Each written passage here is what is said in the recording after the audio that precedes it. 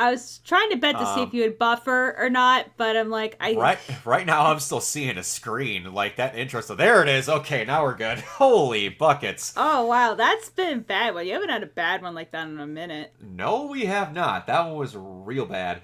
Oh, All you're right, still chugging. Oh my god. a little bit. Yeah, a little bit.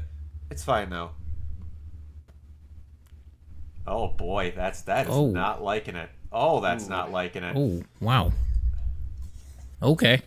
All right. Well, either way, All it'll right, work. well, I guess Brock's just on God's whim right now. Don't worry. Pray to Noah Centineo. He will help us. Damn it. He will get us through. But by the way, just to commemorate, since our Lord and Savior has been mentioned. Oh, dear. Yes, indeed. I will always mention him. Cannot go a single God. episode without mentioning our Lord and Savior. No, No. never. All right. I So shall preach his gospel to the world. we have got some stuff to talk about today, so we are going to talk about that. But until we do that, we are going to talk about our week. So, Bree, go ahead. Oh wow, I feel so honored. So last week's just been kind of busy. I finally finished recording at least our initial reactions to the Captain America serials, the little special thing that we have going on with like crap. Just doing stuff with What's the up, doggo Eli? over there, and then played a little bit of Switch. Was dodging the heat. I survived my melting.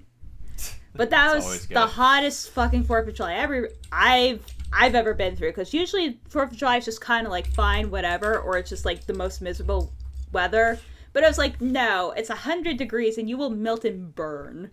So that was a fun thing. And then yes, I agree.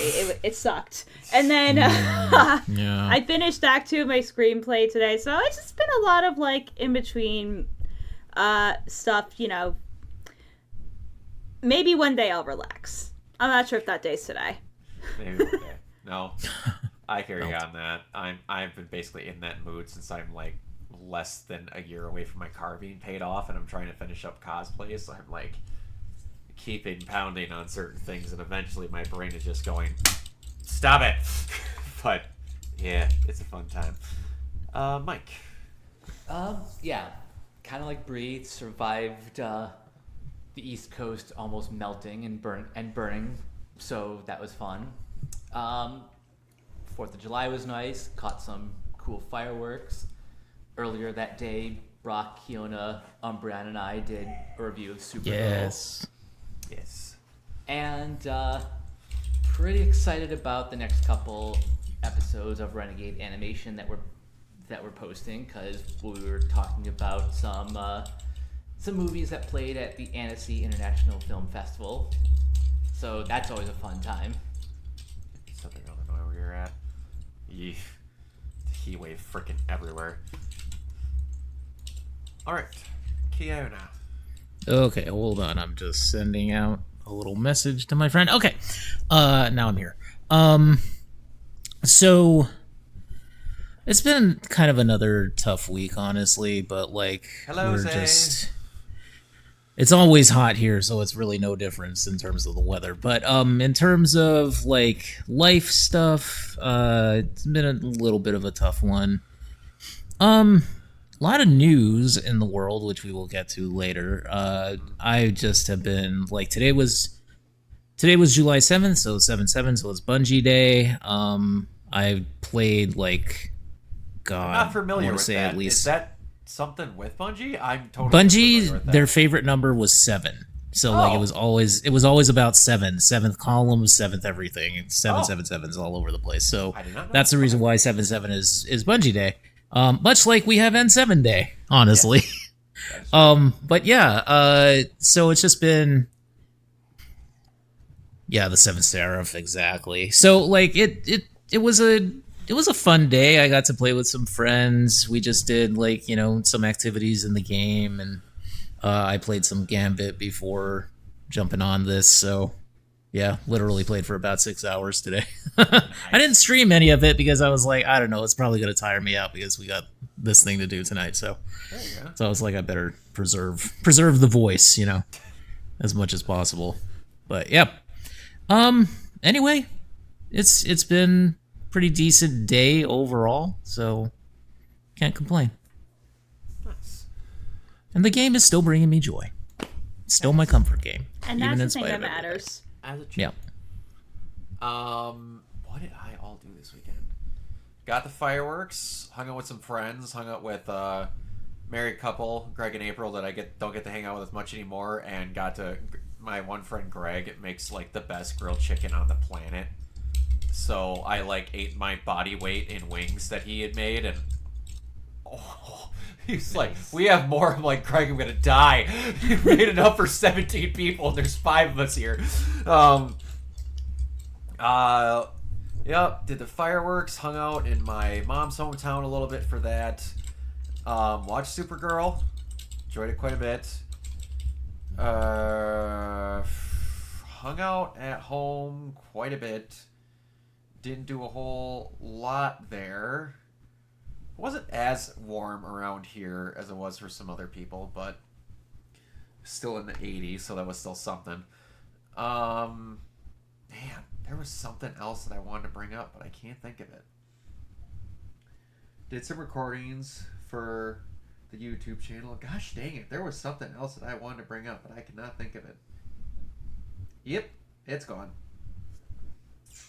It's out of there. Rip. All right, anyway, so yeah, there's that. Yeah, I don't have much else to be going on there, so we're going to get into the El News. That is how you say that in Spanish for anyone who's That is how you say it in Spanish. exactly how you say it. ZL News. All right, Mike, I'm going to give you this first because I'm going to assume that you put it in there, and I haven't seen it. So, Mike, buy or sell Avatar: The Legend of Aang trailer? Yeah, of course I buy this. And We should preface we could legally see our first look now. Yes.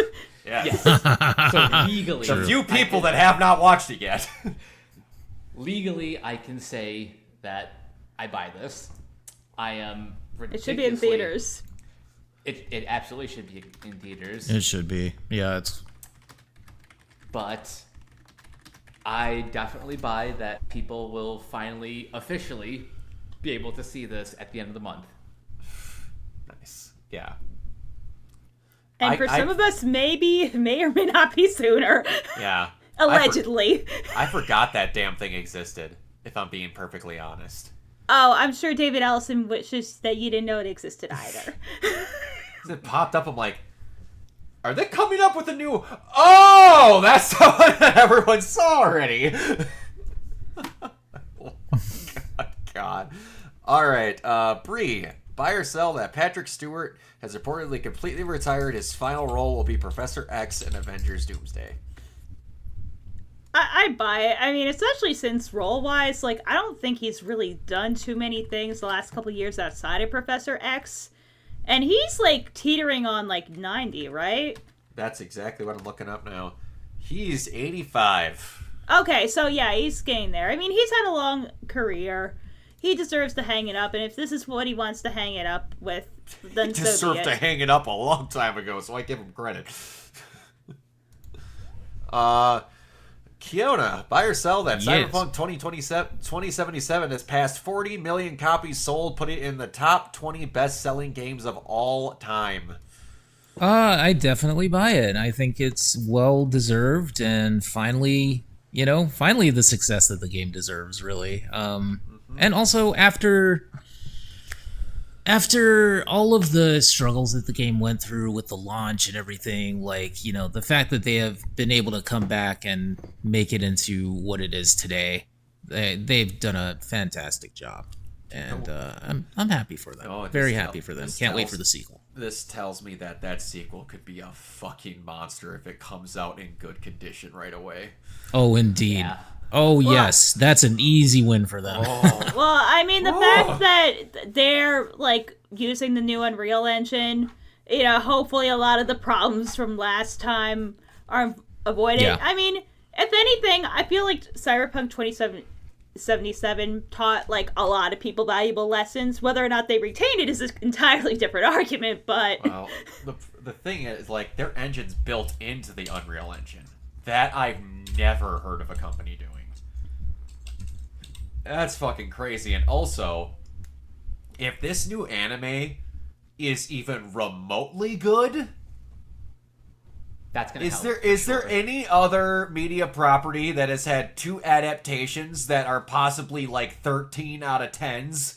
yeah, I am legitimately shocked that Edge Runners is somehow getting a second season, and that I guess it's going to be an anthology series. And they also It's the did perfect like that. way to do it. Yeah. Oh yeah, no, I agree. We should normalize anthologies Yeah. more instead of just having things.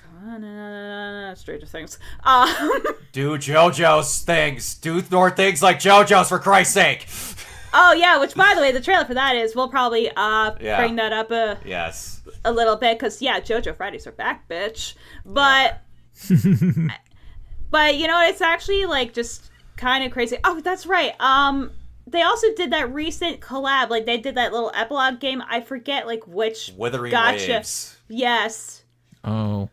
It was Yes. actually really No, good. it's actually really good. And I didn't know what that game was. So I was like, oh wait. I this is don't actually give legit. two shits about Wuthering Waves, but it was the most care I've ever seen for an anime tie-in for anything in a gacha game ever. They legitimately did something amazing, and I fucking cried at a scene in a gacha game. Wow. I didn't play it, but someone messaged me. They're like, dude, you need to watch the cyberpunk scene from Wuthering Waves. I'm like, the fuck I need to watch this. It's just dumb. It's some stupid tie-in. And then I see that they have an actual scene between David and Lucy on the moon, and I proceed to start fucking dying. And Rebecca is there. That was it. Introducing the two of them, and I'm like, That's And they awesome. got, and I'm pretty sure they got all the original cast back they too. did. So that was great. They did. It was fantastic. cool. It was so All right. fucking cool. So fucking So cool. kind of a labor of love for them. That's good. Yeah. Don't do collaborations unless you're gonna do shit like this. Let's just make that a Yeah. rule. Unless it's gonna be actually fucking awesome. Can we please make that a rule? Please, Yes. for the love of God. Yeah. All right. Kiona, buy or sell that. Yes, Hugh sir. Jackman says the next actor who plays Wolverine doesn't need advice from him. I hope I hope someone just comes in and does whatever the fuck they want and makes it their own. You know, to be fair, I feel that. I feel that for him. And I think he's kind of right. I mean, like, although it's cool to get, like, the blessing of the person, it's nice to do that. Like, it's a nice little thing, and it's a hit for the PR team as well, because they can say it and they can put it out there. Yeah. But it's like... But really, if you're acting is a job, right? It's just like any other job. So it's like, you know, in this case, in these types of cases where the character is going to live on past the actor who did the initial portrayal or whatever portrayal subsequent, then the subsequent portrayals, then it's like, obviously, you're going to want the next person to come in and make it their own and do their own thing. And we might actually get something that's a little closer maybe to comic book accurate this time. I don't know. Maybe. In terms of, you know, like physically and in terms of maybe some speech cadence, which, you know, that's not a dig at Hugh Jackman's performance. Obviously, I love him. I think he's a fantastic Wolverine. And he will always be Wolverine to me. Like, he's the guy. But, you know, but yeah, I mean, I think that you have to have room for that. I think you have to have room for a different interpretation, and I think that you have to have space for the next actor, whoever's going to portray the character, to come in and actually, like, you know, give it their all, do their own thing, see where it leads. Yeah. Yeah. Also, if anything, this quote is his blessing, because he's basically saying, Yeah, if anything, it is. Yeah, exactly. Yeah. he's saying, like, do whatever you want. 100%. Also, I have a sneaking suspicion that, you know, I think we all know that from the trailers, like spoiler images and like the powers, Sadie Sink is like Jean Grey. What Yes. I'm kind of hoping is that, you know, this is kind of like a go-ahead sign that Wolverine, he'll still be there. Like, you're not going to have an X-Men movie absolutely. without Wolverine, but I think, you know, it will be more of a reset and he'll be a supporting character, but it's mostly going to be the kids. So that's less pressure for whoever the next guy is. I would still love to see a more like a more accurate adaptation of Weapon X. Yeah. I would still love to see that on screen as long as it's like hard R. Because I think it would have to be. I do not want her to be Jubilee. If I'm going to get anything for Sadie Sink to play, I do not want her playing Jubilee. I want it. No, she would not even fucking. No, that would not work. Good God, no. No, I mean I understand, Umbreon, of you wanting Jubilee. But I want her. Jubilee for sure. Yeah. But yeah, just in general, yeah, I get you. I get you on that. I mean, I love the cartoon Jubilee, but I think that's like the only version that most people know have existed for the last 35 years. You don't want Vampire Jubilee for whatever fucking weird no, speaking of... That was an interesting time. Yeah, speaking of different versions of stuff, I saw a TikTok again that was really funny that brought up of like doing something different than what the character did before you. When Christopher Judge got hired to be Kratos over T.C. Carson, he got sent by Sony Santa Monica. It was either Sony Santa Monica or PlayStation to take British accent lessons, to speak in a British accent. Oh my God, really? He then got to the shoot, and he started talking like that, and then Corey Barlog went, "What are you doing?" They were like, He's like, I just spent 6 months learning how to do a British accent. What are you talking about? Yeah, you're not fucking doing that. I got you because your voice is good. No, we're not doing that. It's awesome. But, all right. Anyway, so hey guys, remember Smash JT, Mr. Bisexual Lighting? Oh, yes. Yes, I do, sir. He filed a lawsuit. Oh, no. And it's against people who he believes has false information on video games. And I need to read this because this reads like I'm telling a kid's I hope for bedtime. his ass, he better not have filed it in an anti-slap state because, oh boy. Yeah, because it's Colin Moriarty, who is a guy who is well known for like being an insider and stuff like that.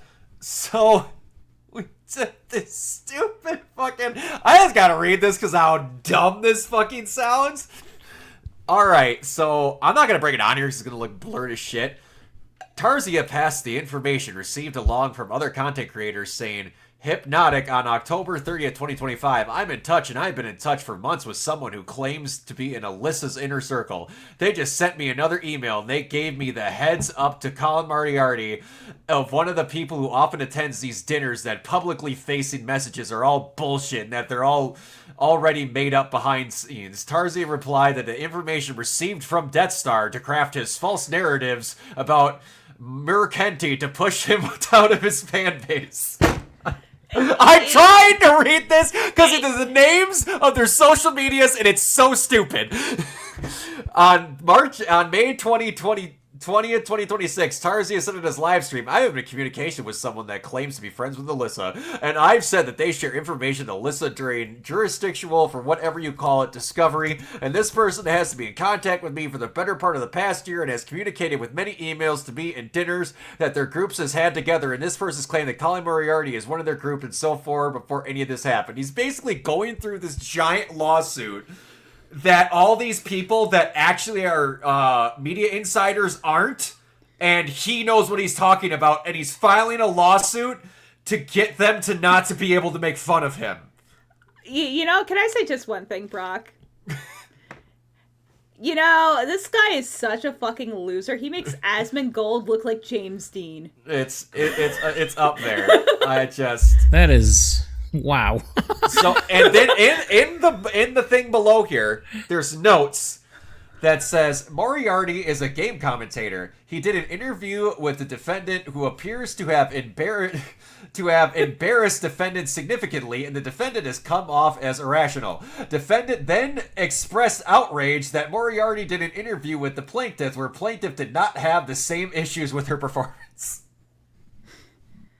He claims that he had these interstitial, secret dinners with this other insider to make up false claims so that Smash JT would comment on them so they could make fun of him as if they care what he has to say. That makes it even worse because that proves that he's a dumbass. Like, if he accepted, if he took the bait, I'm like, how does that make you look like a victim? It just makes you look like a fucking idiot. Wait, are you trying to tell me the guy who claims that Halo has bisexual lighting because the clouds are purple on this planet that has a purple sky is... And also the ship is purple and blue. Fuck. With a pink energy signature. Yeah, although his entire streaming thing is set up with a purple set of... Yeah, exactly. Hey, did you know that the pink energy thing is estrogen? Did you know that, Brock? Did you know that? I didn't know that, but I'm glad you brought it to my attention. All right. Mike, I'm going to assume you're the one that put that in there, so... Yeah, I don't have anything really specific, and I kind of don't want to go into specifics because... Mike, I think you want to go into specifics. Do it. No, because if I do that, then I'm giving these, like, dumbasses who, A, don't know that the Odyssey is a work of fiction and not, like... Get the fuck out of town! Wait, hold on! Are you trying to tell me that that book that someone wrote that wasn't there during that time, that has mythical creatures in it, is fake? Exactly. I don't believe it. Next thing you're gonna tell me that Santa's not fucking the Easter Bunny, and I don't get presents. You just ruined my whole year, Mike. Oh my God. No, but Mike, honestly, I think that's our problem as a society is we need to bully people more. We do. Eli, you have no idea to need to know who was in that lawsuit. All you need to know is that this guy is hilariously anti-woke and called Halo bisexual because it had purple clouds in it from a planet. Mm-hmm. He said that... But Zendaya's playing a goddess, so it must be based in real life. Yeah, and also the sky is trans too. The sky is trans, yes. No, but seriously, like the people who are hating on the Odyssey for the dumbest reasons are, I don't even believe, like, these reasons, these criticisms. Oh yeah, are so dumb that I don't even believe that they believe in them. I know. Here's the biggest dumbass. All right, so Lupita Nyong'o, spoiler alert, is Helen of Troy. Mm-hmm. Would you not start a war over her? Let's be real. like, here's the thing. You're talking about a director whose worst movie is The Dark Knight Rises. In my humble opinion. Are we really doubting his choices? Now, I'm going to tell you, the casting choice we should be making fun of is Travis Scott. Okay, Yeah. You know what? Yes. I'm going to defend Christopher Fair. Nolan here because there actually is some context to that. So apparently he's playing a bard character and Nolan casted him. He's like, well, a rapper's kind of like a bard. I get that. Okay. But we could have got a talented rapper. Yeah. He could have picked like there. Kendrick Lamar or Lupe Fiasco. The man who ruined WrestleMania! Yes! I knew if anyone was going to say it, it was going to be you, buddy! But this isn't the... I just remembered he had Harry Styles in Dunkirk. Dunkirk, so this isn't the first time he's done anything like that. So I don't know. If That's people are perfectly fine. I'm just like, if you're going to get someone, don't get it whose lyrical capacity is saying the word fiend 1,500 times. Oh, you know what? My other favorite Travis Scott back is WrestleMania is not the first sporting event that he ruined. Don't you remember? He also ruined the Super Bowl. Oh yeah, he did. Mm-hmm. When people wanted this is SpongeBob more than you. Yeah. I forgot about that. Yeah, put SpongeBob. Put SpongeBob in the Odyssey. Put that on a T-shirt. Put SpongeBob and the what was the Bikini Bottom? I can't think of what the band name was, but put them in the Odyssey instead. You want a bard? Put SpongeBob with a clarinet. Fair. Or what? No, he was singing. He would just have the microphone. Either way. You know, it'd be really fucking sick. would honestly Why be don't we get Ween in the Odyssey? Which, by the way, I found out. So Ween, which is the band that inspired SpongeBob, and then they later did the end credits song for like the first movie. Like they're from the same county as me, and I'm like, of course you would be from the same freaking county that like birthed Sabrina Carpenter. Of course you fucking would be. The best time. Row wear a Trojan helmet is all of I'm going to assume that was a typo to 2. Yeah. All right. Yeah. So, we are in gaming news, and I think you all know the biggest thing that we're going to talk about this week. Yes, we're going to talk about that they added new songs to Black Flag Resync. No, we're totally going to talk about Physical Discs production stopping in 2028 for Sony consoles. They big apparently I read today the first party people didn't know. Like they just up and like here's one of the things where I don't want to go through with. Yeah. A lot of these times when something like this gets announced, then 6,800 people go, by the way, did you know that this person they have no authority on saying didn't know either? When these companies could just come out and say it to bash Sony to get physical discs done. So I'm trying to only mention things that are like somewhat credible, because Joe Schmo from Johnny's Got the Vibes was about the credibility of the what that was. But apparently one of the things that I saw that has been corroborated is that the one company where they were still making the disc, because apparently they don't make a shit ton of them anymore, is now focusing on making micro lenses. Apparently this has been a thing that's been in the works see that as well for quite a while. Now, I'm going to come out and say it. I don't think anyone is too shocked when they've obviously seen that in the background of my setup for quite some time. Mm-hmm. And 2 PlayStation controllers being right there on top of my PS5 being right there. I am a big proponent of PlayStation as a company. I like their games mostly because they speak to me more as a game player. Now, I am a person that has bought physical games for a long time. I love physical games because I am the guy that likes it, that gets the endorphin off of going, hey, pretty thing on shelf. Now, I don't want physical games to go away. And I'm not saying this in defense of Sony either, but I'm also going to be the guy that doesn't sound like an arrogant asshole and says that when it's approaching 90% of games bought on digital, this is a future that was going to come regardless of who announced it first. I don't like it, but this was going to come.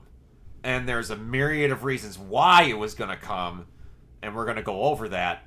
But I'm going to stress that I do not like it. I don't.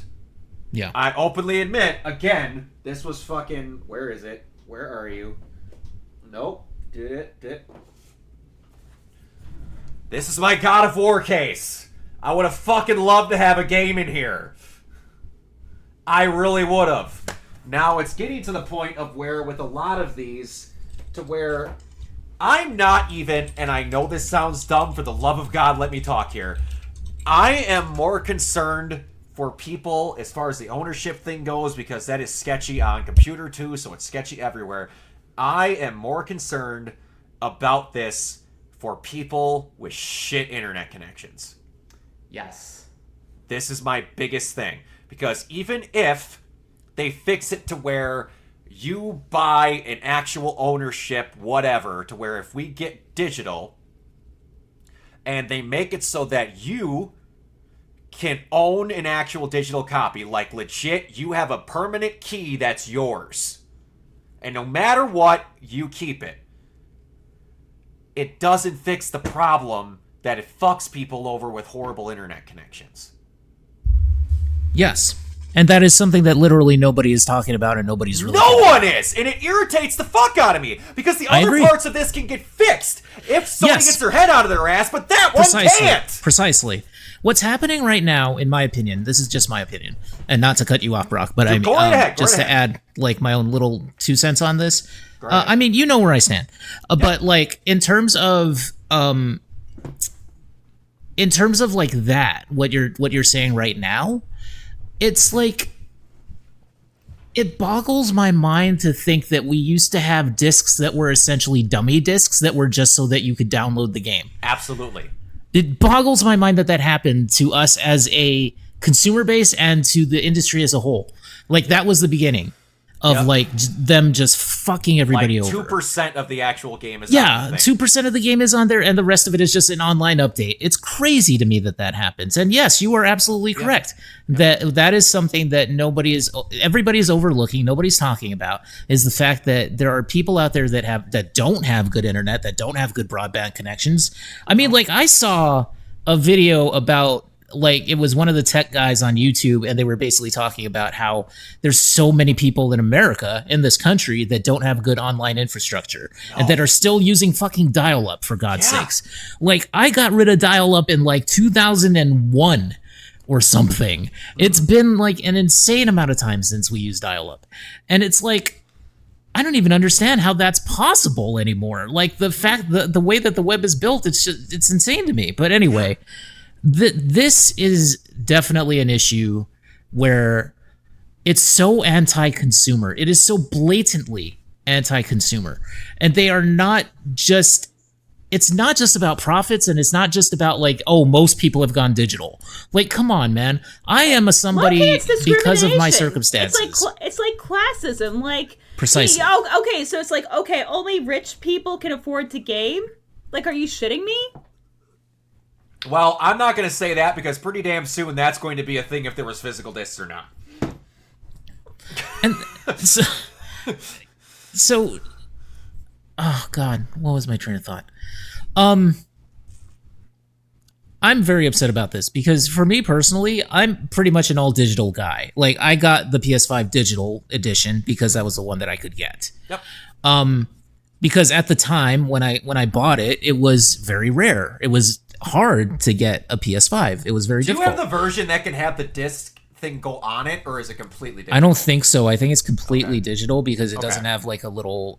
It's not modular at all. So I think it's like one of the original editions of the PS5, so I don't think it's one of those. But like, you know, for me, it's because of circumstances. It's because of my issues with my injury, and it's because of like space, and because we had to move and everything. I'm pretty sure I lost some stuff in the move.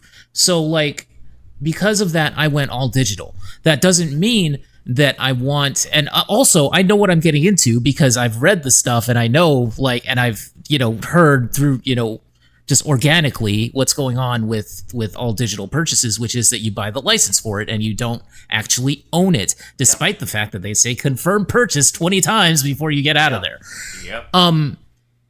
So what I'm saying is that it's not about, if you're all digital, please hear me when I say this. It is not about your personal preference right now. It is about the fact that they are taking away consumer choice. This is blatantly anti-consumer. It is so...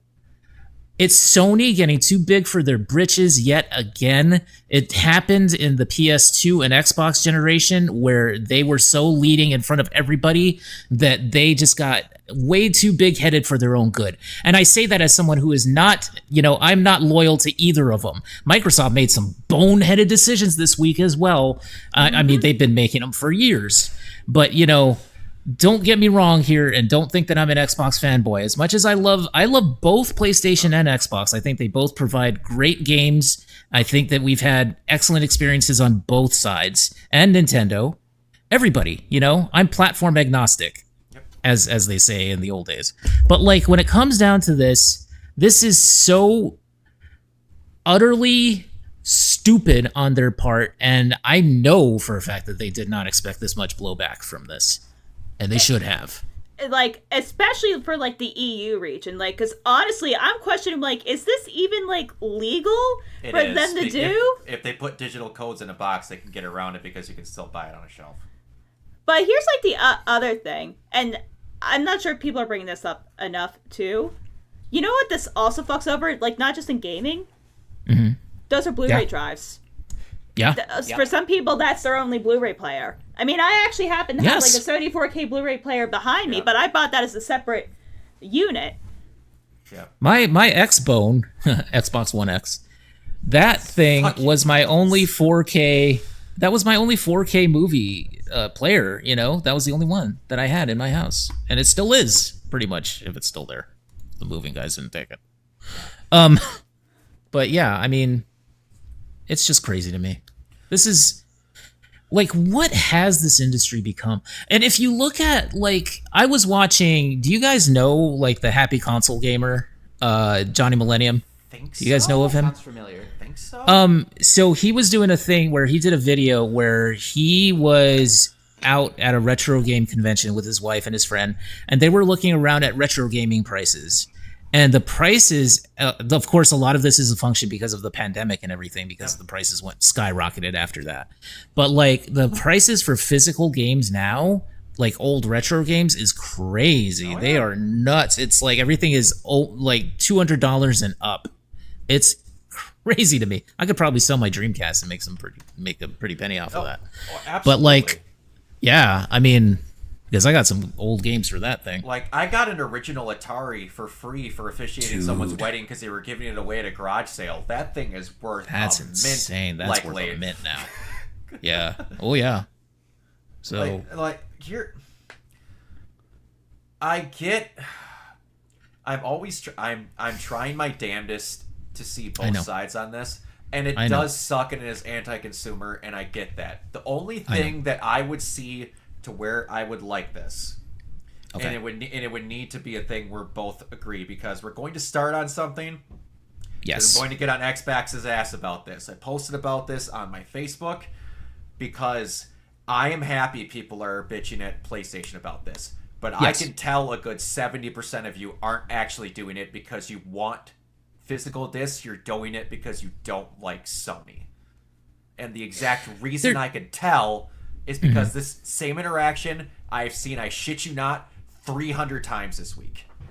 Fuck Sony. We want physical games. We want physical games. I only play physical games. Fuck Sony. Next tweet. Asha, please, for the love of God, keep Day One Game Pass because I don't buy games. I need to play them on a subscription service. I will never buy games. Please, for the love of God.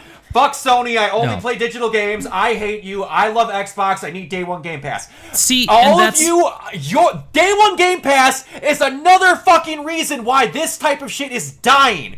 Because the reason why we're obsessed with subscription services is the reason why physical media is dying fucking period. If you want to stick it to Sony, you also have to stick it to Xbox in that same fucking vein. Because if we keep using only Day One Game Pass, those companies don't make any goddamn money, and you show that you would rather pay for a subscription than buy a fucking game, whether it be physical or digital. If you actually wanted to hurt Xbox and help physical media, you would say, I'm fucking just canceling my subscription. Do it for like a month. See how much they change their tune. Yes, because if they can tell you, we can just make the game and we'll keep them for $12 every time. They're not going to do it, and we have actual data to show that they don't buy these games. That's right. So then when they bitch and say, we buy physical data, they could bring up to show that you have had Day One Game Pass for 7 years and have never bought a goddamn game.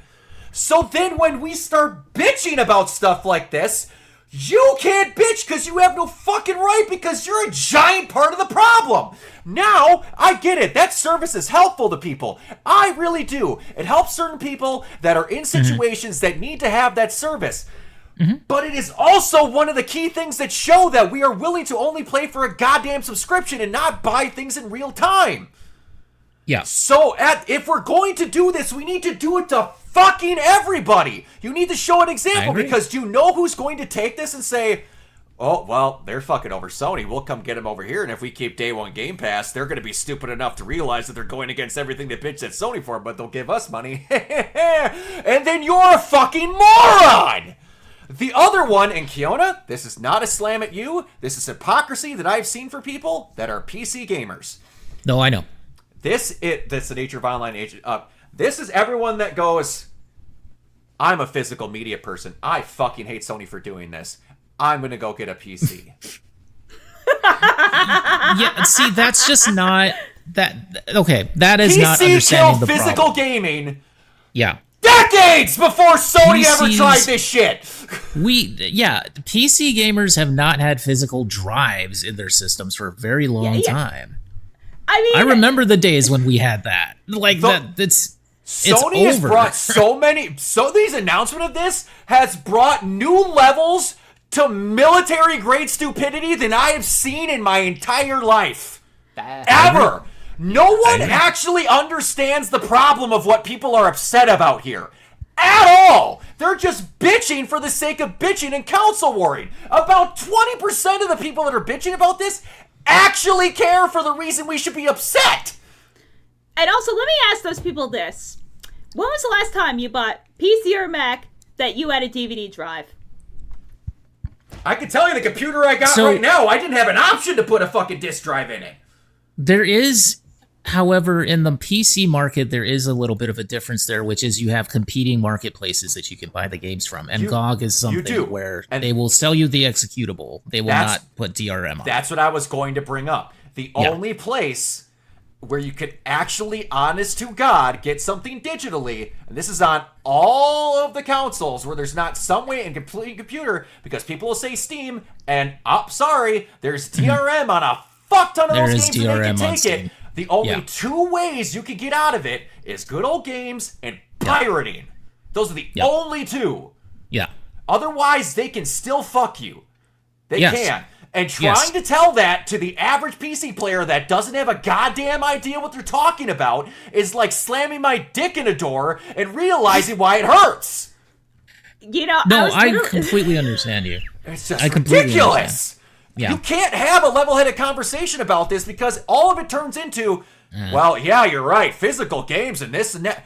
It cares about ownership. You don't care. When all this turns down to, we have a reason to bitch at Sony? Yeah, you do. But bitch for the right reason! Yeah. Like I've always said, digital hey, or physical, honestly. it's all about ownership. If it was digital with pure ownership, then okay. So what if it's not on an optical disc? You know, I go back and forth. It doesn't matter to me. But that's not the point. If we had a way to make that GOG, you know, the way that good old games GOG, the way that they do it, if that was the industry standard, then I would say, like, I would be much more comfortable with going all digital if that was the industry standard. And that's the thing of it is that it's not. And that's an industry-wide problem. Like you say, it is not just Sony's problem, although Sony does have a bit of my ire right now because of the fact that, you know, because of Destiny and everything. And, you know, so for a month and a half, I've been mad at Sony. But, you know, I mean, I've been mad at myself and I've been mad at Bungie as well. So it's fine. But, like, to be fair, and I've been mad at Xbox too, so, you know, it's, to be fair, that's, like, who you should be mad at, really. Yeah. But, like, in terms of, like, Sony is sort of, like, the first one to sort of, like, test the waters, you know, and we could kind of see it coming with GTA 6, like, this was going to happen sooner rather than later. I mean, it just felt like they probably the setup was there. Because I can tell you right now, they're probably approaching... And that's another thing. If I see anyone bitching about how, I want physical games only, and then bragging about how you pre-ordered GTA 6. I know. Oh my god. That is one of the biggest problems, because I can tell you, they probably had the balls to make this announcement, because this has been if you're rejiggering an entire factory to make micro lenses instead of discs, this has been in the works for a while, and I can tell you what probably gave them the guts to make this announcement is that they are seeing bananas numbers of pre-orders of GTA digitally.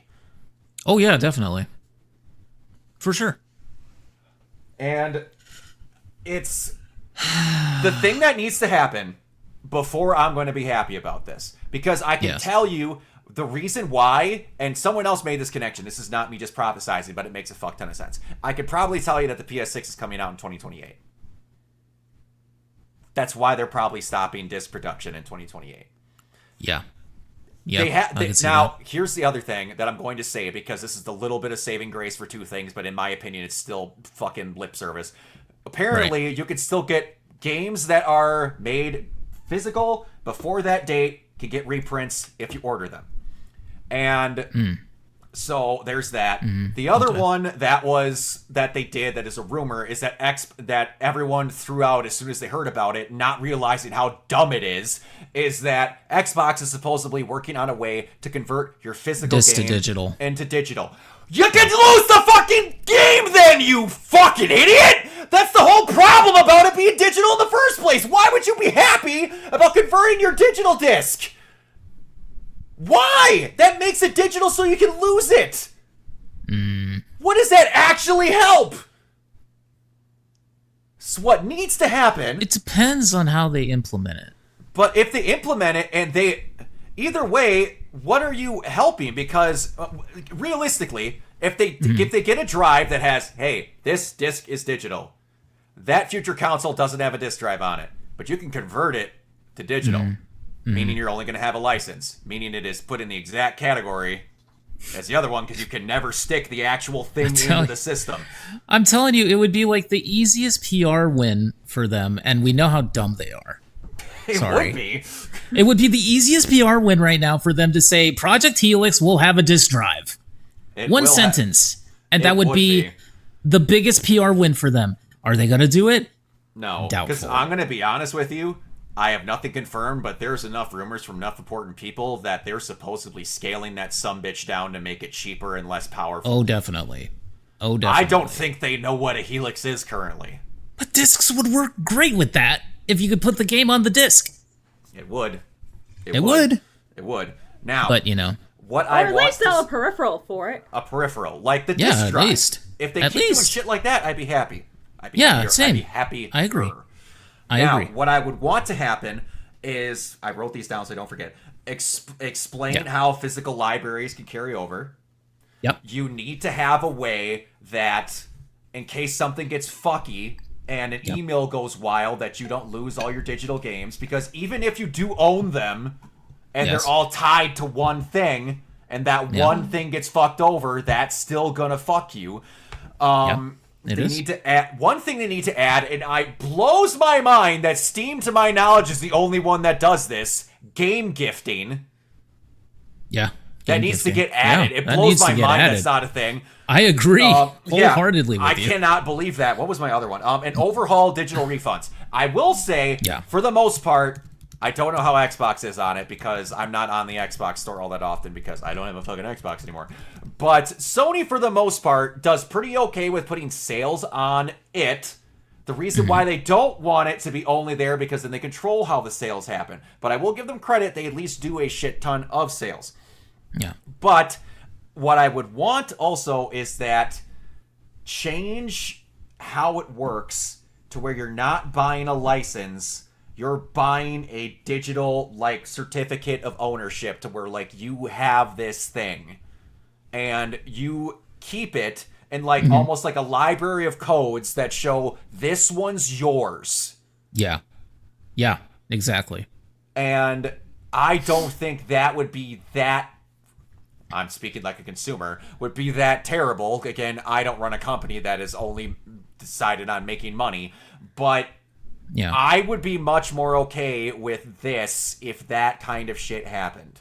I mean, the tech's already, like, there. I mean, like, for, like, music software and stuff, like, you could register to something that's, like, iLock or something. Mm-hmm. It's the problem is, to me, okay, this is just my opinion, and this is me speaking purely as a consumer, like you say, Brock. Yep, absolutely. This is me speaking purely as a consumer, is that the problem is with these corporations and stuff, and a lot of decisions that are made now in the C-suites and in the executive suites and by investors and whatever, investor influence and stuff like that, is that no one is taking into account customers are just money bags to these people now. And no one is taking into account the fact that these are individuals that you're selling your product or service to. And it's like, it's gotten to the point where just they don't give a shit so long as people pay money. And the problem is that there's a lot of people out there who don't know this stuff and who are maybe not educated consumers because they don't have the time or the wherewithal or whatever to investigate this stuff on their own. So the problem is that a lot of people don't have the knowledge to be able to see that, and they do purchase things from these companies just thinking, oh, I'm just buying whatever gives me joy, right? Which is understandable. But at the same time, that's why I'm saying, like, be an educated consumer and actually look up the stuff that you're consuming, because otherwise you're going to end up just like encouraging these companies to do all this stuff that they're already doing. It's gotten so bad over the past year. The state of California is on their ass. Yeah. I know, exactly. It's like, it's getting to the point now where legislation has to be made, and like, I'm not entirely pro that either. I don't want politicians getting involved in stuff that brings me joy, but the problem is getting a politician involved enough to get a law passed, like the Stop Killing Games initiative. Like stuff like that. Like if you have someone else just draft it and then you need to have other people vote on it to make it a law, then I'm okay. Like again, I got to see a tweet with Bernie Sanders upset about Xbox layoffs, so my brain went I get the everything surrounding it. Concur. Like there's other stuff involves it because he's mad at someone else and we don't need to get political about it. But just seeing Bernie Sanders mention Xbox was crazy. I concur though, because the job losses are so insane, and we're gonna get to that. But I mean, absolutely. Yeah, I mean, I have my own opinion on that, so I'll say it in a second. But like, I mean, it's what it is too is just Sony like throwing down this barrage of like news and stuff that just happened, that is hit after hit after hit, and that's the reason why they're taking a big hit for this, is because like the Bungie thing was one thing, Destiny was one thing, that was a shock, and then like the 500 movies or whatever because of the licensing loss, that was another shock. Yeah. And now it's this, let's kill off physical games for 2028. That's another shock. And it's just one thing after another. And it makes me feel like the industry is just on its last legs, frankly. It just makes me feel like things are just really freaking rotten. I don't know what's happening right now, but it's just bad. Yeah, it's anyway. Something. And I would like to say that when we venture to the other side of the pond for stuff, I'd like to say it's better. I'll tell you, it's not. Slight aspects of this turned out better than I thought they would. And when I say slight, I mean slight. I know what you mean. I think I know what you mean. But truly, and I'm so mad at you, Brock, because you stole my joke. So I was going to say, and like, slamming our dick in the car door, like, to compare Xbox. Like, who can slam it harder? Who can slam that Walker Johnson? What am I? Not even Noah Centineo can save physical disc, guys. One of my favorites. That's how bad it's gotten. One of my favorite things, like, I don't know if everybody likes him. He's obviously a very conservative creator, and I'm conservative. I'm just not as far off as everybody else is. But there's this conservative creator named the Fat Electrician that had a very great analogy for socialism, and it was the cake. Oh gosh, dang it! I can't think of what it was. But he's talking about like real socialism and real communism and how like no one's really ever tried it. And he's talking about how he's like, yeah, but I could slam my dick in a car door 100 times and I can tell you that it's just not working no matter where you've ever tried it. And then someone in the comments wondered, yeah, but no one's ever really tried real dick slamming car door trying ever. I mean, I saw a guy slam his finger in a oh god, the fucking Cybertruck. Oh yeah, because it wasn't the guy who was testing it to see if it was all. Yeah. Oh yes. My god. I saw that guy do that. He was oh my like, god. shit. I forgot to Fucking tell you guys, idiots. like about like 3 weeks ago, Fucking idiots. I passed by What an a Cybertruck, and then not even 20 seconds later, the Oscar Meyer Wienermobile drove past me. I'm not kidding. That's a hell of a trip. The juxtaposition. Because I was like, bleh, and then I was like, wait, is that the Wienermobile? Because I saw it like going onto the ramp, I guess towards like 95. Would have been so funny if like the jingle was playing at the same time. It would be, yeah. All right, so Xbox has cut some things. I'm going to put that lightly, but confirms plans to cut 5 studios and thousands of jobs. Now, again, when I tell you, I try to say one forum is worse than the other, and I realize when I search on Twitter for this that I see an echo chamber of bad shit. But when I saw people that said that Sony cutting physical media was worse than 4,000 people losing their jobs just cause, can't they just both be bad? They can both be I think bad. they're both bad. They are both very bad. But I, in my opinion, losing a way to play a game is a little bit better than 4,000 people losing their job because of mismanagement. Agreed. In my opinion. Agree. Oh, and that wasn't even like the biggest clown show. Oh, we have to talk about the Asha quote. Oh no, I've got it. I've got a big old fucking Asha quote. Don't you worry. Yeah, and you know the one I'm talking about. Good old yeah. Asha shawarma, and I said it wrong that time on purpose. Okay. I know you did. Xbox confirms plans to cut 5 studios and thousands of jobs. Xbox has announced to lay off 3,200 employees, and this does not count the studios that they let go of. No. And it's also the first round of cuts that are going to take out so throughout the year. How fun! Yeah. Microsoft's gaming arm finally confirmed its cuts coming as part of its planned reset Monday following the weeks of media reports.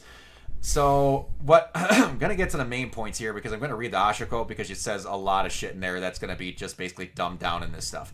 All right. Yeah. So basically, Double Fine and Compulsion Games are now I guess they're indie again. Independent, thank you. That was the word. They have gone back to management, meaning that they are now let go and they are independent. Ninja Theory and Undead Labs have been sold. We don't know where, and we don't know for how much. Yeah. There was another studio. The other one, because God knows there's only ever going to be one Blade. Marvel's Blade and Dishonored studio Arcane will be divested from Microsoft business, but Arsha Swarma says the details have not been shared due to the French law, and it could take months. It's French laws that are preventing them from sharing those details. Yeah, so, and also apparently because of that, it could take months. Yeah, and so we don't know. And apparently, Marvel's Blade is way fucking over budget and behind schedule. Yeah. Yeah. Which sucks. Sucks. Because I want that game to happen. All right. Same. So, everybody, buckle the fuck up. I got a quote here. This is an important email sent today to all employees of Xbox. Team, we are beginning the most significant Xbox! Restructure in Xbox history. After careful consideration, I made a difficult decision to reduce our team by approximately 3,200 throughout fiscal year 2027. That will include approximately 1,600 roles, eliminations today, an additional 4 studios will leave Xbox to new management. I recognize that a year-long restructuring creates additional challenges. Unfortunately, it's not possible to make all these necessary changes in a day, and I want to be able to be direct about the scale. I know this is painful. These changes are directly to affect people that pour their creativity into building Xbox! And I recognize that the year-long restructuring... Well, I did that wrong. Possible in the building Xbox. Many joined us through acquisitions, while others were recruited here or sought out because they loved the industry and loved Xbox! Today's decisions do not reflect talent or dedication. It just requires that we spent too much fucking money and we don't care about you having a job. Our business today is not healthy. No fucking shit. We are operating at margins that are 3 to 10 times lower than the comparable platforms and publishing businesses. We enter Gen 9 with a smaller install base and a higher cost structure. To grow, we bet on Game Pass, multi-platform, and a broader portfolio of content. While those businesses have created meaningful value, they did not grow at the pace we expected. Because you expected COVID numbers, dumbass. Yeah. As you expected. And this happened our core business weekend, and we added more teams, more investment, more time, and hoping for a better outcome. And now this industry is facing the severe hardware crisis in its history. We must reset Xbox! Asha doesn't like to mention why they're in a crisis for computer components, but we don't like to talk about the daddy company that owns us. We're not going to mention that. First off, we will reset our content portfolio. Since 2018, we've aggressively expanded our studio portfolio, while the numbers of games we created each month across the industry now outpaces the last 10 years combined. When you buy the 2 biggest publishers in history, yeah, I don't fucking doubt it. We now find ourselves competing not only with the largest publishers, but also with smaller independent studios. It's neither possible nor desirable to own every great independent studio, even though we bought a shitload just so they could make shit for Game Pass. We like to lie. We also have learned that we are not the best home for every type of studio, unless we want to take it from another studio. In a typical year, we lost 64 cents for every dollar we invested. As we reset Xbox, We will help independent creators succeed by providing open development tools and audiences to realize their vision. Compulsion Games and Double Fine Products will return to management and transition to independent studios along with their IP. That's good. Catalog and run away for their next games. Ninja Theory and Undead Labs have entered terms to join new ownership with funding to complete and grow Senua and State of Decay. In France, Arcane's management is beginning to require consultation for its works council to review potential strategic options. God, this quote is 4 pages long. We're also making reductions across other units and in some cases shifting investment to focus on higher priority projects. These changes vary in size across Activision, Bethesda, ZeniMax, Blizzard, King, Mojang, and Xbox Studios. None of our first-party publicly announced games or projects are being canceled as part of these reductions. In addition, Mojang and King will now reportedly direct to me. These two studios have increasingly become platforms and our largest monthly active players. They bring critical geographic, demographic, and differentiation to Xbox. They also revealed while looking at it recently that Bloomberg said that because of the sheer amount of money they made from just Minecraft, that was paying for the rest of the shit that they fucked up on. Second, we will reset our platform. We know the greatest... Brock, I just have one thing to say. Dear God. We know that great technology gets better when it gets simpler, not bigger. Hearing Xbox say that is hilarious. Today, in some parts of our company, work passes through as many as 14 layers of management. How did it wait this long to figure out there was 14 layers? You were just incompetent for 10 years? Did you not notice you had 14 layers of management? How'd you not know until now? Our platform... Because it was a shit show. Yeah. Our platform teams are 40% larger than the start of this generation, even with our player base and playtime have declined. The complexity of slowed decisions, blurred accountability, and made it harder to deliver players as we reset Xbox! We will simplify. We will reduce management layers to no more than 5, whereas possible 3. We will deliver successful through flatter organization that is built around makers, individual contributors, and focus on building. Player coaches, leaders who remain deeply involved in work while developing their teams, and directly responsible individuals, DRIs, God knows we had to make an acronym for that, who own key decisions and outcomes. While we streamline how we work across our tools with a cleaner code base, shared devices, and 50% reduced vendor spend and a fuckload of AI. She didn't say that, but I did. Third, we are resetting how we operate. As Xbox grow our headcount, we become more fragmented. Teams, studios, and functions often operate independently, and it becomes harder to work towards a shared goal to make right trade-offs and get things done. First, for the first time, we have established a chief operating officer. How have you gone this long and you have not had a chief operating officer? Honestly. I was shocked by that.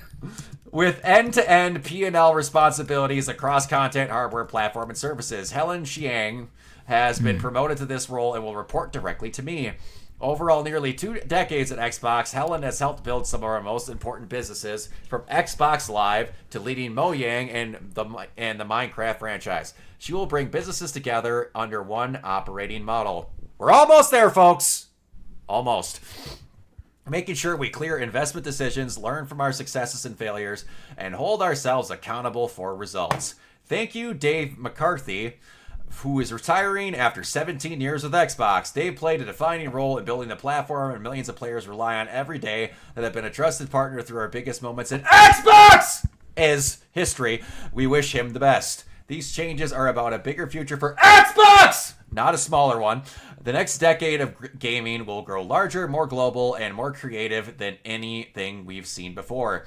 This year, we've invested as much in Xbox as we ever have, but we'll invest in with greater focus, greater discipline, and greater clarity in all servicing making Xbox the world plays. We need to start a counter and creates. I want Xbox to be the one of the few companies that entertains more than 1 billion people each day. Yeah. And gives... Can we just talk about that? I'm almost done. I will get there. Trust me, I'm almost done. And will invest and create and connect. We know we can achieve this goal. Xbox has many of the most beloved franchises in entertainment history because we bought all of them. And they've done basically shit with talented studios around the world will return to growth in 2027. History is full of companies that mistake longevity for inevitability. Okay, Thanos. We will not be one of them. Asha. Hey, so, we want to have 1 billion daily users. Do you know how long it takes them to get 1 billion users now? I don't think they ever have. A year. Collectively, to get 1 billion people, it takes a year. They want it in a day. Now, people go, but they have King. You forget all about that. They have Candy Crush. Then why don't they have 1 billion now? If that's the case. And here's the thing, like, I feel like people don't understand, like, the number of, like, what 1 billion actually is. No. Yeah. That's, like, the population size of, like, fucking India and China. Umbreon just said it. That is 1/7 of the population of the planet. Yeah. People like to forget how small America is. Oh, yeah. We're the biggest center of gaming in the world, if I'm not mistaken. And then, like, Japan, and then it sputters around. Mm-hmm. I don't know off the top of my head, but how many people live in America? I think around 330 million? It's like 330 to 350. So that's a little bit less than 1 billion? Quite a bit less. And the share in America for who owns Xbox and Microsoft related consoles is 20 to 80 in PlayStation's favor? But you want 1 billion people a day? Asha, I really want you to do well. But what the fuck are you talking about? You know, I'm going to search this. Let's see. Number of people who use YouTube daily. That one's going to be up there. Oh. So, it's like 340 million people use YouTube every single day with over 200 billion views in every single day. I'm going to tell you right now, if they think they're going to get more people on a daily usage than YouTube, they got another thing coming. Here, another one. How many daily users does I'm going to come to it. Music. Spotify, thank you. How many is Spotify? Spotify, let's see. Hold on. Why you know where Google? Because if that does not cross 500 million, they're never getting it. 751 million active users. Active users. In a month. 300, and then 330 million people a day. Yeah, they're not hitting it. They think more people play video games than listen to music. I'm just going to throw that out there. Those two things cross-pollinate a lot. Also, one thing that I need to add here that I thought was fucking crazy from this Bloomberg report. Yeah. The Xbox Council itself makes up 80% of Xbox's business. Do you know how crazy that is? The thing they sell at a loss? Yeah. Well. And Kiona, I got one in here that I need to see if it's going to make you happy. It's the next one coming up after this. Now, behind Xbox's biggest reset was a failed Game Pass strategy where Xbox sent nearly $80 billion in deals for content they hoped would grow the subscription service. Instead, it lost. Now, one of the next things that I'm going to be honest with you, I don't like because I don't want it to become Call of Duty. I know this. I know. The rumor going around is that Halo Studios is going to be folded in under the supervision of Activision.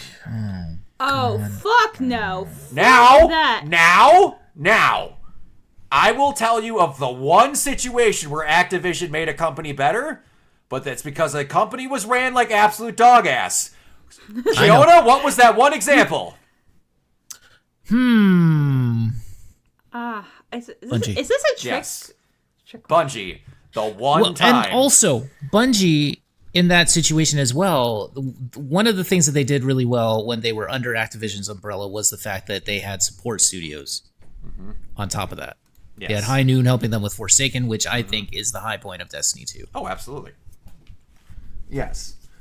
And, yeah, so, like, it is possible in terms of, like, if Halo Studios were to get support maybe for the next Halo game, for the next actual Halo game that's not a remake, that's not a reissue, it's possible that something positive could come of that. It is possible, but if I start hearing we're going to start cycling into the system to where we get a annual Halo game, God, no.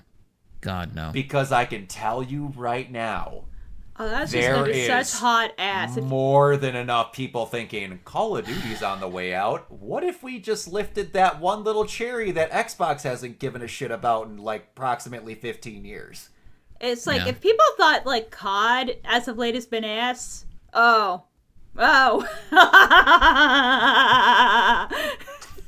Yep.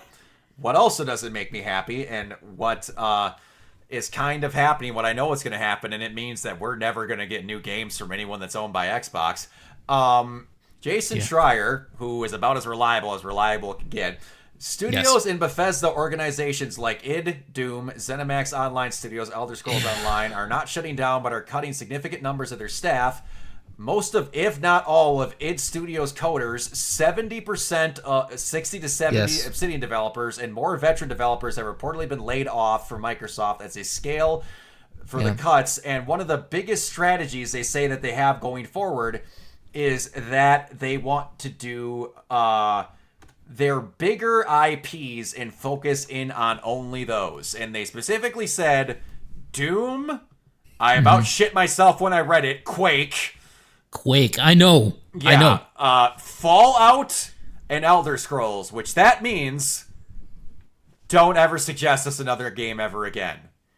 But Because see, if it doesn't make money, we're not making it. here's the issue with id in particular is that 95 of their people, the approximate number, 95 of them were laid off. They're programmers. And they're designers. programmers, and they're tool set designers, and they're people who actually process and... They're basically running with a skeleton crew, right? Well, they are, but what we're getting at is they Now, got at rid this of all point, the they are. people that knew how to innovate their engine. They literally Exactly. laid off all the smart id Tech people. engine, they're saying that the id Tech engine might be retired after this, and that's crazy when you consider how well it's been running the Doom games as of late. The last Doom trilogy has been running really well. Today is the day that they released Revelations for Doom the Dark Ages. Today is the day that they released that, and all these people got laid off yesterday. It's crazy to me that, like, this is happening.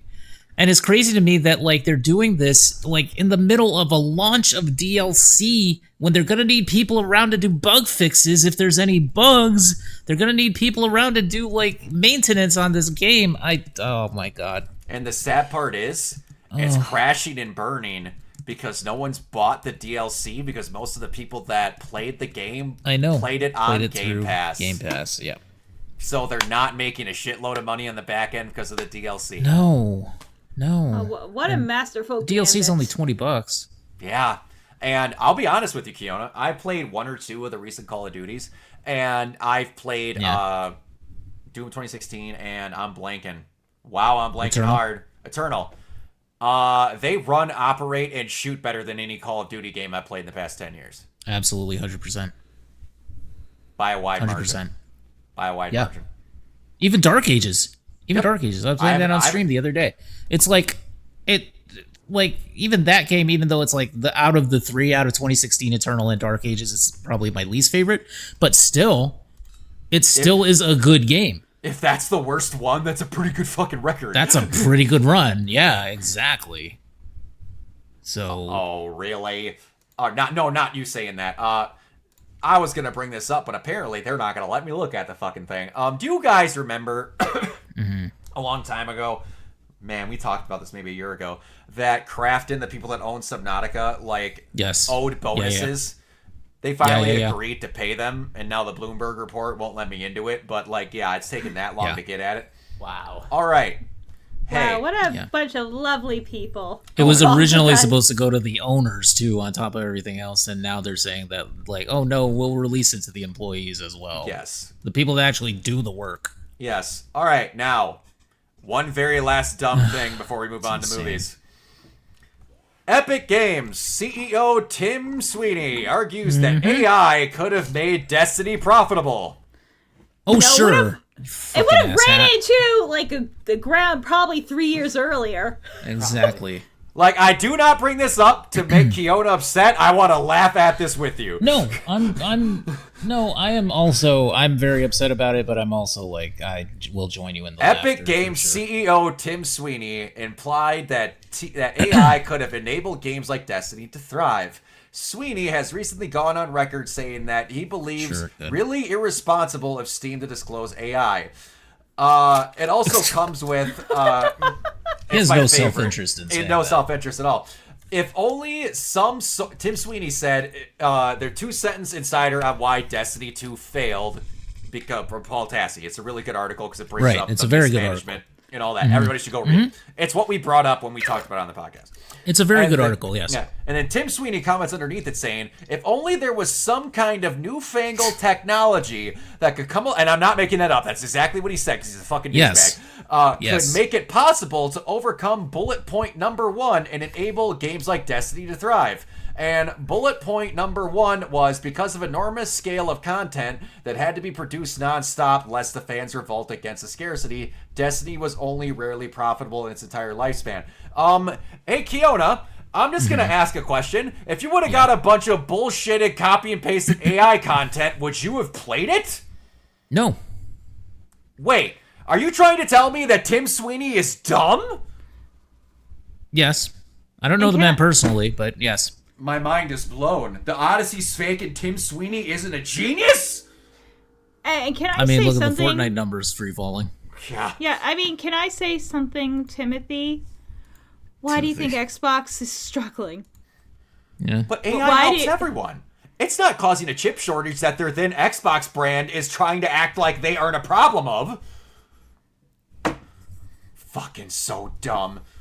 It's like you hit your foot, but you're going to ignore the fact that you accidentally chopped your dick off. Like, which one? How do we operate with this level of stupid?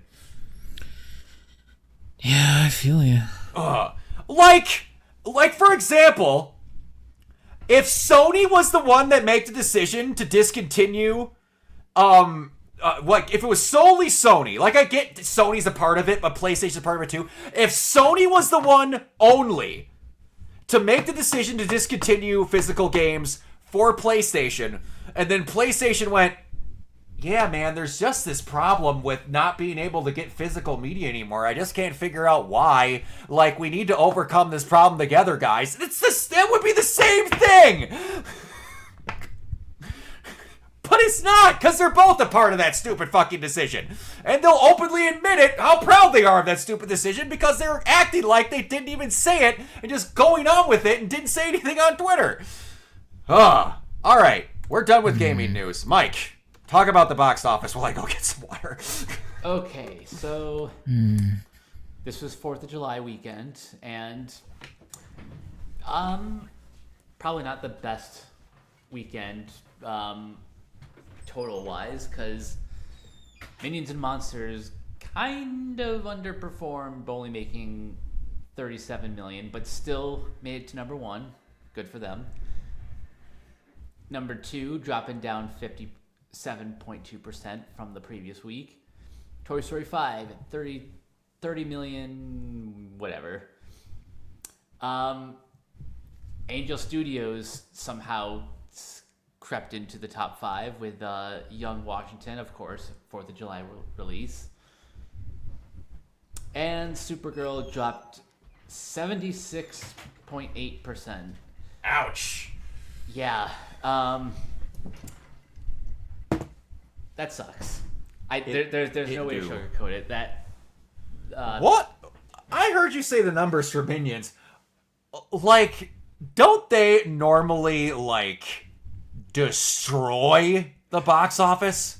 Yeah, you would think. In fact, let me. Like, what's their lowest opening weekend for a Minions movie? Well, I understand they're around a bunch of stuff, but yeah, I think they should have probably released later in July because clearly Toy Story is undercutting them a lot. yeah. Oh, I don't doubt that at all. Well, not just that, but like, usually 4th of July weekend is like when we get these Despicable Me movies.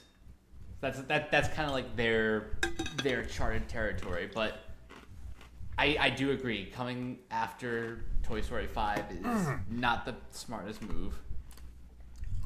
Especially when families are a little bit more selective because families aren't going to be able to go to the movies every weekend. Not in the current economy we're in. Nope. Most definitely not. No. Yeah, so the last Despicable Me movie made $75 million for its opening weekend. Wow, I thought that was higher. Oh, and you know what? This is also kind of come out because we didn't really mention this. Comcast announced that it's going to spin off NBC Universal, including the theme parks, into a separate company. Oh, yeah, That's right. yeah. You're right. Yep. I forgot to put that in the doc. Okay.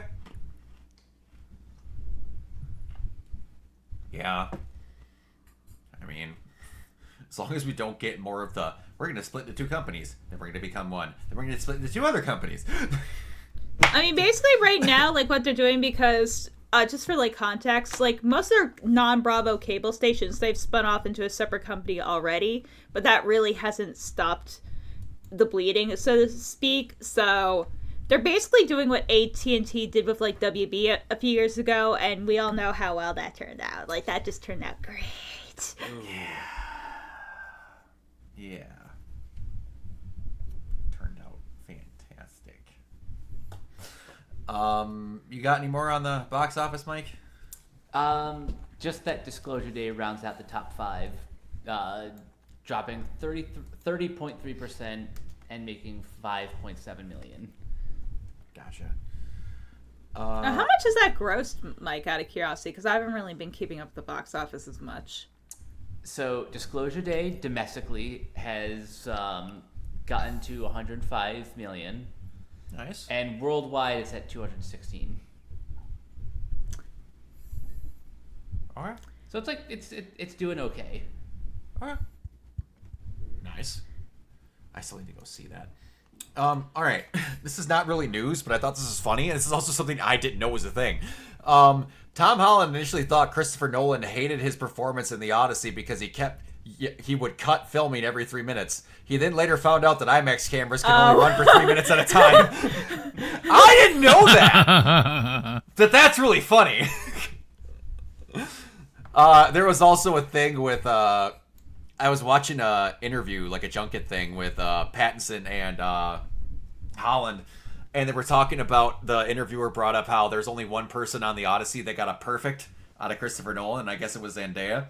And that got brought up when they were at home, so he's like, I was trying really hard. He's like, and then he goes, of course she is, because she's perfect. And then they brought up, he's like, so I started trying harder and harder. And he's like, yeah, nobody else really got it perfect. And Robertson Pattinson goes over his shoulder, he's like, hey, so I gotta tell you something.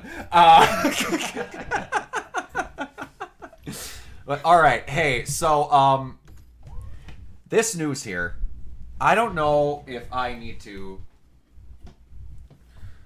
bring up that I like the creators of Gurren Lagann a little bit. I don't know if I need to. I don't know if I need to bring up also how I have statues there. I don't know if I need to bring up how I have an entire sleeve of Gurren Lagann right here. I also need to know that I got Mike into Gurren Lagann, how it literally has Simone's signature from Yuri Lowenthal right there. New Studio Trigger original project by Gurren Lagann and Kill la Kill duo Hiroyuki Amishi and Kazuki Nakashima. In my opinion, my humble opinion, the best writer-director duo in anime for original projects. Yeah. I don't think that's much of that hard of a hill to die on. When Kill la Kill, Gurren Lagann, and Promare are your track record, I would love to see someone else compete with that. I really would. I mean, if you want to go further back, Dead Leaves, his directorial debut. Did he write for that, though? No, oh no, I'm talking about Imaishi. I know, I'm talking about that writer-director duo, though, the projects both of them were on. Did Nakashima write for that? Or not? No, it's an adaptation of a manga. Oh, okay. I'm strictly talking about stuff they were both on, because, like, I also like stuff that Nakashima's written, because he wrote Back Arrow, which had a whole lot of Gurren in that. But it's currently in the works, and there's reports at the Trigger Anime Expo panel. No further details at the moment, but it is apparently going to be Amishii's last thing that he directs. I mean, God, like, what a prolific director. Like, it kind of feels surreal that he's retiring. I mean, I know he's starting to get up there now, but God, I mean, that's kind of an end of an era. It is, because he was the one that directed and kind of came up with Panty and Stocking, too, wasn't he? Yeah, he directed both seasons, yeah. Yeah. There was a thing where Amishi said in an interview when I saw the theatrical release when they did the dubs for Gurren, which, oh, that was a treat. Those movies on the big screen. Oh! That was my erection hitting the table, sorry. He said that he didn't know if he doesn't know at his age if he could ever make another Gurren Lagann, but if he was to make another, because, like, to him, his best thing he's done, he openly admitted, was Gurren. Like, the amount of time and energy he put into it. But he said if he ever tried another project, that every last bit of creativity in him and everything he had was going to go into it if he tried another original project. So hearing him, who kind of said, yeah, I really don't have any gas left in the tank, to randomly then go, no, I'm also getting my best writing partner I've ever had to come along with me.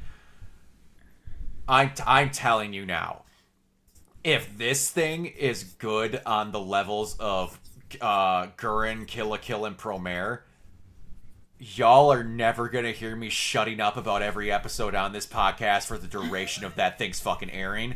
And I don't care how much I gush about it, because I will not stop.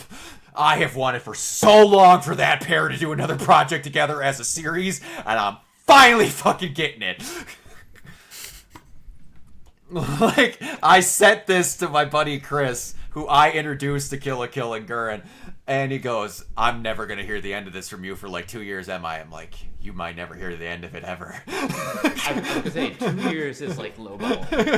Like, I'll openly admit, I get annoyed about Gurren as it is. If this thing's even remote, like, I don't even know what type of show it is. They can make a slice of life and I would watch it. I kind of actually would really like to see that. Oh, God. I don't know if they have the ability to do that, because it would have to end up in space somehow. All right. Anyway, so Sadie Sink reveals that she was offered her mystery role in Spider-Man Brand New Day without an audition. She only got the film script when she landed in London for her first day of filming. Interesting. That's kind of quasi, in my opinion. I mean, she's done, like, great theater work. I mean, because I think this is probably when the filming was right around she finished her play on Broadway. Could be. I mean, when she was done filming her scenes for the new episode because of Conformity Gate. I can't believe that thing's still fucking going. It's still going. I see TikToks about new things coming up yesterday. God. It won't die. You know, I think people who even like Stranger Things and, you know, are upset with the finale, like, I don't even think they think about Stranger Things as much as Conformity Gators. I don't even think when Full Hard thinks about Stranger Things that much. No. Andrew from the Escape Pod podcast is one of the biggest, I almost said Life is Strange, Stranger Things fans I've ever seen in history, and he thinks Conformity Gate is the dumbest shit he's ever heard of in his life. All right, so we had a little thing from the Hollywood Reporter about some inside creative changes made to Supergirl. DC Studios made its own cut of the film and tested it against Craig Gillespie's. The studio cut won by 2 points. No major changes. Gunn brought his longtime editor Fred Raskin in to recut the film. Gunn added Jeremy Slater to write 9 days of reshoots, mainly for the climax.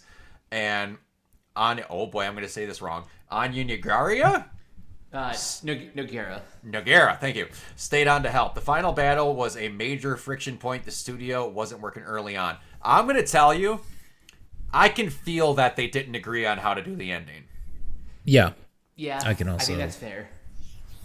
Yeah, definitely. Because, like, I loved the overall idea of what that ending was, but it felt like they had no idea how to put all the pieces together. And you know what? I still haven't watched Supergirl, but I severely questioned this decision to, like, replace, Cyndi Lauper with, Jimmy Eat World. Not that I like Jimmy Eat World, but it's like... Here... I said this... Oh, God. Go ahead. They replaced with... Yeah, it's a cover of, like, Girls Want to Have Fun, which... I get maybe the comparison. They didn't want it to be to the climax of, like, Captain Marvel, but also, like... I'm gonna be perfectly honest with you. It would have been worse. Oh, I agree. It would have been worse, but it probably would have thematically worked. No, thematically it would have been worse. Thematically, it would not have worked in the moment as it is filmed. Because Girls Just Want to Have Fun is in one of the most emotionally wrenching, I am having the worst time of my fucking life, and I am rescuing breeder slaves. Yeah. So... the moment of what they do with I believe I said this in the review, the thematic themes of what the song The Middle by Jimmy Eat World means is possibly the most accurate song they could have gotten for that moment. It's just weird hearing Jimmy Eat World playing in the middle of a fight on a space planet. Which almost kind of begs the question of, maybe the problem with that scene is they shouldn't have had a needle drop at all. I wouldn't have been against that. I wouldn't have been against that either. I would have liked to have seen the score actually carry the scene. Like an orchestral theme. Yeah. Could have been really cool. Mm-hmm. I would have liked more score in the movie, period. Yes. Honestly. Or better yet, like, actually compose, like, an original song. Like, kind of pull an Arcane. Yeah. Yeah. Do that, or even... Was there... The cover was nice, but it was there a memorable theme for the original Supergirl movie? Not really. There was barely a memorable scene in the Supergirl movie. Because, like, one thing I greatly appreciate about the Home trilogy is when they repurposed and made an orchestral version of the original Spider-Man theme, and then made it fucking amazing, and had that be Holland's theme. Well, that's because it's Mike Giacchino. Well, I get that. Who actually respects, like, history and actually knows his history. I get that, but the idea in general is a good idea. Like, that's what I'm getting at. Like, other directors, I agree. Yeah, it's one of those things where I'm okay with bringing shit back if you want to update it. Like, didn't they bring back the 89 Batman theme in The Flash? In the Justice League. Or was it Justice League? Yeah. Okay. Or even in the Marvels, they did, like, the little da da da da da da, like when Kelsey Grammer showed up. Yeah. Yes, they did. Yes. And also, I can't believe they didn't do this. This would have been, like, the best or worst choice. Why did they use Kryptonite by Three Doors Down? Damn it. That even would have been worse. Now, I will tell you, there is a scene where Kryptonite would have been awesome, in my opinion, and it would have been that bar scene where they first fight. Yeah. What was the song that the aliens in the bars sing? Girl from Ipanema? Like, if they would have just had a needle drop for Kryptonite, that would have been awesome. I mean, that would have been so cliche, but Kryptonite I could definitely hear as a bar fight song. Oh, 100%. I feel like that would have conjured memories of Smallville. Did they use Kryptonite in Smallville, the song? Yeah, I'm pretty sure. I honestly don't remember. I'm pretty sure. I honestly don't remember, because if they didn't, it would be crazy to me that they hadn't used it in a Superman property until now. That song, sidetrack, I believe might have one of the best, maybe they didn't, well-written, just crazily put together first verses in a song ever. Just being perfectly honest, I don't know how Brad Smith came up with that, but like, he's phenomenal. All right, moving on. Danny McBride confirms he has written a new G.I. Joe movie. Goal is to film it in 2027. G.I. Joe is his favorite franchise growing up. Grounded action film, not a comedy. Fan of that. Focuses on Duke and his team. Fan of that. Takes places in a town where everybody is secretly members of Cobra. Fan of that. They are casting it now. Sounds like a good idea. Sounds like a fucking amazing idea. People that don't know, like, Danny McBride... I hope it's not 100% serious. No. Like, I wouldn't mind some comedy jokes in there, but, like, an actual, like, gritty, like, war film with G.I. Joe versus Cobra would be kind of sick. As long as they base this on, like, on the comics. Yeah. Because, like, people like to... Yeah. I know people sometimes hear Danny McBride and they're like, bleh, because I'll admit, him as an actor sometimes grates on my nerves. Yeah, but I agree. It's in the same way where when I hear Seth Rogen is producing something, I would much rather have Seth Rogen produce something than act in something. Mm-hmm. People like to forget, he has a fucking amazing track record with producing. Mm-hmm. I mean, if you've seen The Studio, he's actually pretty decent nowadays. Yeah. He's doing a good job. Absolutely. And I'm not saying he's a horrible actor, but in my opinion, he's a better producer. Agree. To me. Anyway, Agree. Yeah. All right, now, this is not news, but this made me laugh till I pissed myself. Matt Smith reacts to Keanu Reeves being spotted watching Morbius on a flight. Fuck off, you're joking. I love Keanu Reeves. What do you watch on flights? Not fucking Morbius. Yeah. And also, Brock, I can't recommend enough. You should regularly watch Royal Court. I'm trying to do more. She's great. I'm a big fan of hers. One of my all-time favorites is, like, the Charlie XCX episode. She's like, will your baby just be, like, a sentient cigarette? Good God. All right. So, a Mr. Terrific series is in the works. Alan Heinberg, the Sandman, is writing the pilot. I know there's a lot of things going on behind... Oh, God, no, I'm forgetting his name. Gaiman.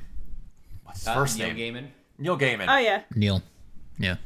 As much as that had a role in probably getting that whole thing shit-canned, that TV show was really good. I still need to see season 2, and yeah, the Gaiman stuff is kind of why... Which is why it sucks, is because he was such a good writer, but it, like, fucking ruins, like, everything that he writes. I mean, good on, like, his former collaborators for, like, you know, branching up and still having something, but Neil Gaiman should never be given another opportunity again. Yeah. Nope. And it's like, if you're getting this guy to help write another series, especially for Mr. Terrific, who, in my opinion, was the standout of that fucking Superman movie. Agreed. That could be fucking cool. Like, really cool. I don't know what they'd all do, because I think he's only ever had, like, 2 solo runs that didn't last that long, but... Isn't the Terrific still ongoing? I don't know. It's been a minute since I've read anything with Mr. Terrific in it, if I'm going to be perfectly honest. Like, the only things I've been keeping up with, and I'm going to be real honest here, I don't know if it's just me being a bougie bitch or whatever, just going with the times, but the only thing that I've been trying to keep up with, honestly, is the Absolute comics. Fair. Because holy fuck, they're good. But, yeah. I hope that gets made, because I feel that could be fucking awesome. All right, Mike, I'm going to assume this next one is you? Yeah, just a fun little interview with the director of Minions and Monsters. I just want to get to a couple quotes of his.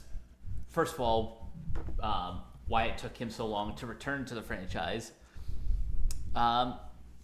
So Pierre Coffin has been with the Minions since the very beginning, along with supplying the voices for all of the Minions. He has directed or co-directed most of the films that feature them. So he did, like, the first 2, then the first Minions movie, and then 3. Then after that, he still supplied the voice. He did not direct Minions: The Rise of Gru or Despicable Me 4. And one of the things he says is, I do not want to go back to the Minion world anymore. I had done the 3 first Despicable Me movies and the first Minion movie, so I had done my trilogy and my prequel, if you will. I did everything I thought I was capable of concerning these creatures. Then he got a phone call from Chris Meledandri, and it apparently changed everything. Chris Meledandri called me out of the blue one day and said, okay, you're going to say no, but I have this idea that maybe will inspire you. Then he pitched me the idea of the movie. It's a minion that wants to make a monster movie. I don't know if he creates that monster or builds it, but in the end, that thing comes alive and turns on the minions. And then the minions have to correct their mess before that thing kills them and destroys the Earth and the universe. Yeah, if I were him, I would come back because of that pitch as well. Yeah, that sounds awesome. I'm not a big fan of the Minions movies. My nephews love them, but that sounds awesome. All right. Hey, guys, I'm going to tell you something, and you see if you're shocked. Oh, okay. Samsung's profit, it will exceed its cumulative percentage generated over the past 40 years. Why do you think that could be? Could it be something that you keep in your pocket? No, I think it might be artificially inflated prices from RAM. Ah. Yep, that Oh. would make sense. That would make a lot of sense. Would that be the same RAM that they're currently in a lawsuit about? It could be. It could be. It possibly could be. I can't imagine you get a lawsuit when you're going to say that you've made more in the year of 2026 than in the past 40 years and you weren't magically rigging prices. Yeah. Okay, anyway. Definitely. Who has heard of, seen, or know anything about the chain-smoking cat? Do I want to know? I'm intrigued. Okay. This exposed a lot of people, and I kind of want to talk about it. So, okay, oh God, how do I want to start this? So, it's literally a story about, like Neko-chan, like anthropomorphic, like it's got cat ears, like the cat mouth and the tail, but it's like a world that is full of cat people. That's not the big thing. I don't know why the fuck it has cat people in it, because it really doesn't matter in the grand scheme of things. But it is a thing. It is an anime about this down on its luck person that has an ungodly, horrible, like, addiction to smoking. And it's done very, very well to the point of where, like, it's showing them struggling with cleaning their house, with, like, handling their job, their social situations. It's the most accurate, like, portrayal of a person dealing with an actual near debilitating addiction to something, and people are dropping it like flies. And the reason they're bringing up is, this is disgusting, this is shock, this is stupid, I can't see why this is overdone. And then you see all the people flooding these comments that are people that are currently dealing with addiction, that are gotten past their addictions, or have family members that have addictions, and they go, you guys don't like this because this is not a glorified girl failure fetish. To where this is not what media has told you what it is. This one's realistic. It's dirty, it's grimy, it's gross, and it's real, and you don't want to watch it because this is not what your little fetish tells you what it is. I'm gonna have to ask Cameron about this one, because this is one of the new shows that premiered in the summer. It's something else. Like, I'm telling you, it's something. Like, they haven't even introduced the character that's addicted to heroin, and people are already dropping it just because of the smoking problem a person has. Like, she goes out on her deck and smokes a cigarette. She's like, that'll be my one for the day. And then she ends up blowing through a whole pack, and then is like crying herself to bed because she's like, I am not a bad person. Why does this crap keep happening to me? Why can't I get over this? And like, she's trying to like calm herself down, and then finds 1,000 yen underneath her pillow. And then the only thing that can make her happy is to go and buy another pack of cigarettes and have 10 yen left over. And she's like attempting to like have her sister come over and visit, her younger sister. She's like, I'm not going to come over. Your place is trash. It's like, no, it's not. It's not that bad. She's like, take a picture of it and send it to me. So then she brings up her phone to take a picture of it and like chucks her phone away because she sees how fucking debilitatingly bad her apartment's gotten. And then she's like, no, I'm going to clean this. And then the depressive spin cycle of, yeah, but then I got to get the garbage bags, and then I got to fill the garbage bags, and then I got to take the garbage bags out, and then I got to get the other stuff. And like, it's the most accurate spin out of depression I've seen ever. And people can't stand to watch it, and they're trying to bring up every excuse other than the fact that, well, it's not my type of... No. This is the real thing that you think you've seen in media before. They're portraying it accurately, and it bugs you. And I kind of want to keep watching it, but the problem is what I'm going to run into, and I haven't found out from anybody accurately yet, is it's kind of a gag manga to where I don't know if this character actively tries to get better. And if I'm going to get invested in it, I want to find out if there's actual progression made or if it just stays sad all the time. But if it actual gets a progression to it, it could be a real, in my opinion, good thing for some people to watch that have had family members. Because I watched the first episode. That was my best friend in high school. To a fucking T. And it's terrifying. Like, exact cadences and sentences of how they deal with things is dealt with like this. It's crazy. But when you were describing the messy apartment, it kind of reminded me a little bit of my uncle who none of our family has really been over to his place yet because he doesn't let anyone go there because it's apparently in such a messy condition like that. Mm-hmm.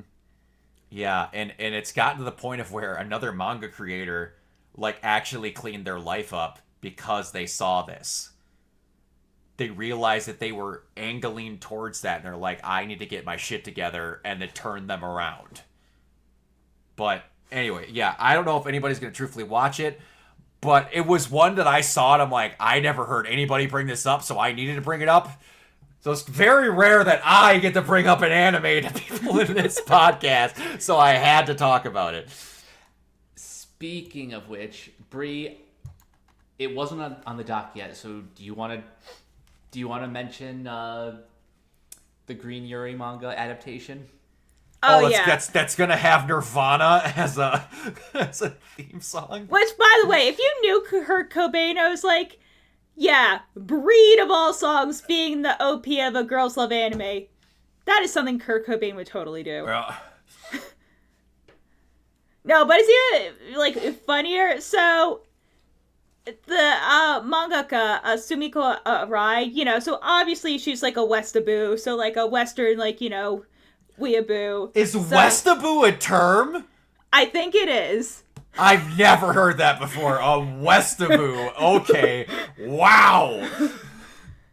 I guess I would be a Westaboo then. But anyway, did you hear about like who came up on the AX stage when they announced it? Yes. Oh, okay. It's that. It got even better because everybody was like, "Oh, Kurt would have loved that." I'm like, one, he actually knew Kurt, and also if you know anything about Nirvana, Kurt's probably up there saying, "Oh, thank fuck, it's not Smells Like Teen Spirit. Thank fucking God." No shit. God. No, but have you ever seen like the shit like Kurt Cobain did? Like, he like would troll his audience half the time. Like, I remember there was one show in like South America. There was like a girl like grunge band, and the people down there were booing them, and then Nirvana purposely made their sets shitty to like get back at the audience. Like, that's just who Kurt Cobain was. Yep. That was also, wasn't it Kurt Cobain that like spent an entire set trying to hit a fucking disco ball with his guitar? Probably. If I'm not mistaken.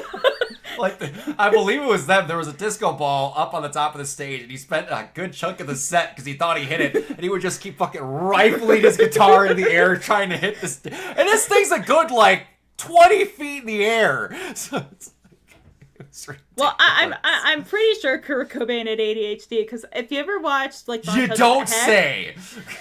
Well, because I think he had tried Ritalin and it just didn't work out, and that's probably why, unfortunately, he had addictive tendencies and other things in his life that kind of spiral out of control. Because it's so long ago, but I feel like people forget that Kurt Cobain was just a guy in his mid-20s when he passed away.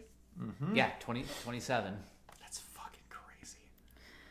But anyway, anyone who's freaked out, I was like, you don't know Nirvana, but also if you've read the series, Breed makes a lot of thematic sense. Because I told you, Mike, I was like, they're gonna get the licensed music because one, Nirvana is part of Universal Music Group, which is already collabed with this manga, and the audio drama, which by the way has the same seiyuu.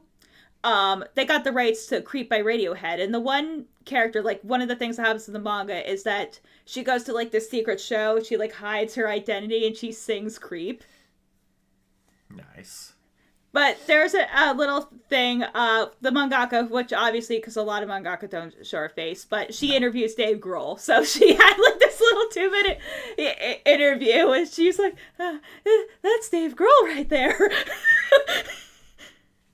Oh, that interview was so good, and after I watched that, because he was talking about a performance that he did with a mini Nirvana reunion with St. Vincent for the a tribute show for the LA fires, and he was talking about the performance of Breed. I watched that immediately after. No, Breed's such I mean, it's not an unknown or undiscovered Nirvana song. I mean, it's still on fucking Nevermind. Yeah.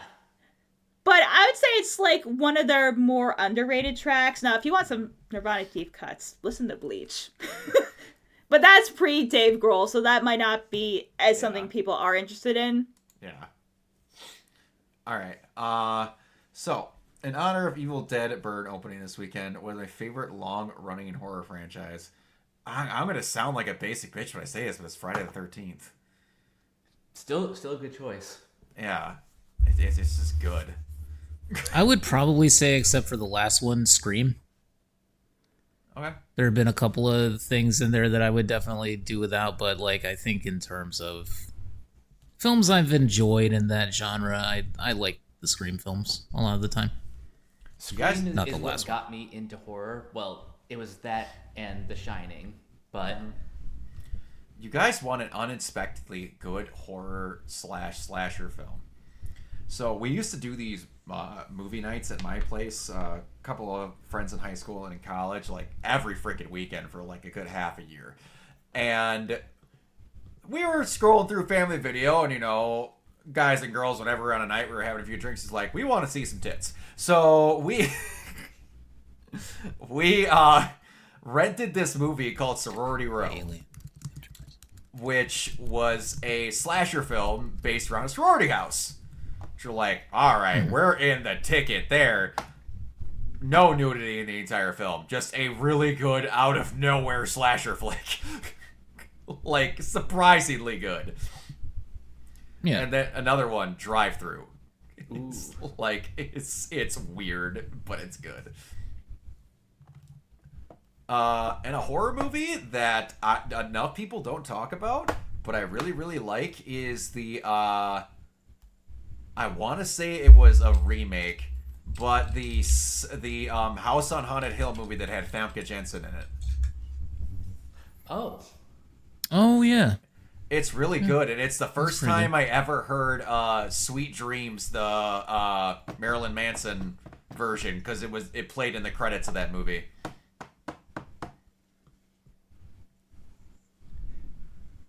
But yeah, that's really good. Sequel's absolute ass, but that one's good.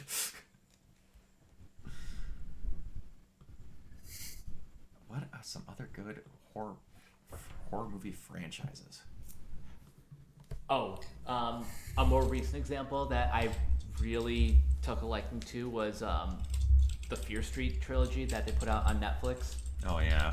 I haven't seen Prom Queen yet, and from what people have told me, I shouldn't waste my time. Have I seen Ginger Snaps? Yeah. No, I don't think I have actually.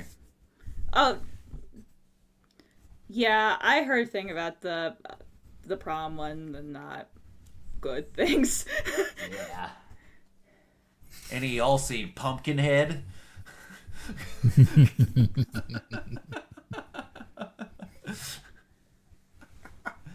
Ah, man, is there any? I'm trying to think of newer ones that came out that I really jumped on, because like there's the ones where it's like Sinister and Paranormal Activities, and then there's Event Horizon. Yeesh. Is Event Horizon the one? Oh, I was just watching. I think it's Event Horizon. There's a scene where they're going underwater, and they're walking through like a hallway, and there's a scene where the camera guy actually wipes the lens, and it's in the film. Like they kept it. It's crazy. Someone pointed it out to me. Children of the Corn freaked me out a little at points when I was older, because I watched them when I was really young, and then eventually I lived in a house that was surrounded on 3 sides by a cornfield. Oh no. Yeah. It was something. But yeah, it's... yeah. Last one I'll mention for now, because there are so many, like there are so many good horror franchises, but I kind of have to say Evil Dead. Yeah, Evil Dead is up there. I don't like it as much as most people do, but yeah, it's really good. I will say that some of them kind of turn into unapologetic gore fest a bit too much for me at points. Mm-hmm. Like, what was the one where they found the Necronomicon in the busted chunk of the parking complex? That was Evil Dead Rise. That one was a bit much for me at times. The cheese grater. Yeah! There wasn't enough cheese grater for me. You know, there was just I was some like, stuff. that was weak sauce. And, like, them being chopped apart at the cabin and things. And it's like, I don't mind gore, but I don't want gore for the sake of just gore. I want plot with gore. Like, if I wanted gore with no plot, I would just watch the Terrifier movies. I will defend the Terrifier movies. Not the first one. The first one I like. 2 is actually my favorite. Yeah. But yeah, it's but yeah, anyway. Favorite performance in a Nolan movie. Ooh, I got one. Oh, who played Talia al Ghul? Marion Cotillard. Marion Cotillard's death in The Dark Knight Rises. No.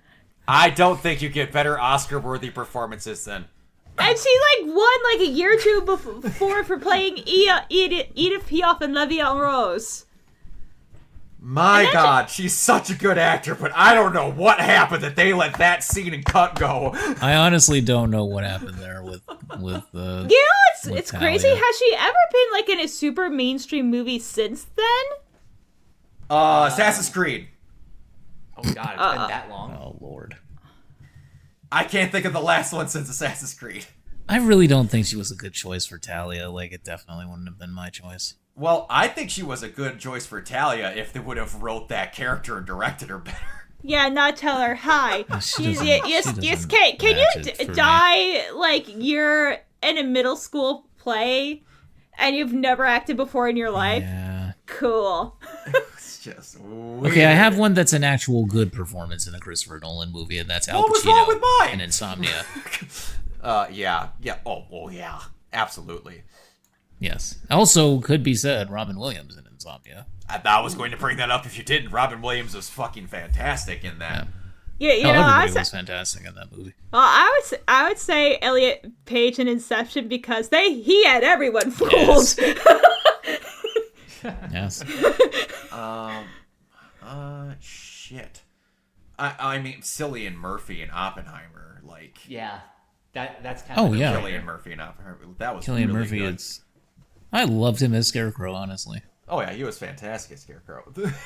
One of my favorite scenes in a Christopher Nolan movie ever is in Oppenheimer, when what's the name of Matt Damon's character, the war chief, or the captain or whatever? I can't think of it.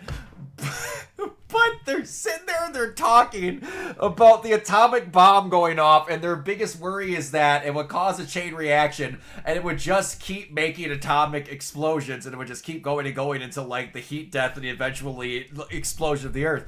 And I can't remember the percentage he gives it, but it's really low. It's like... He said near zero. Near zero. And then he's like, well, what do you want? Zero, Oppie. I would like zero.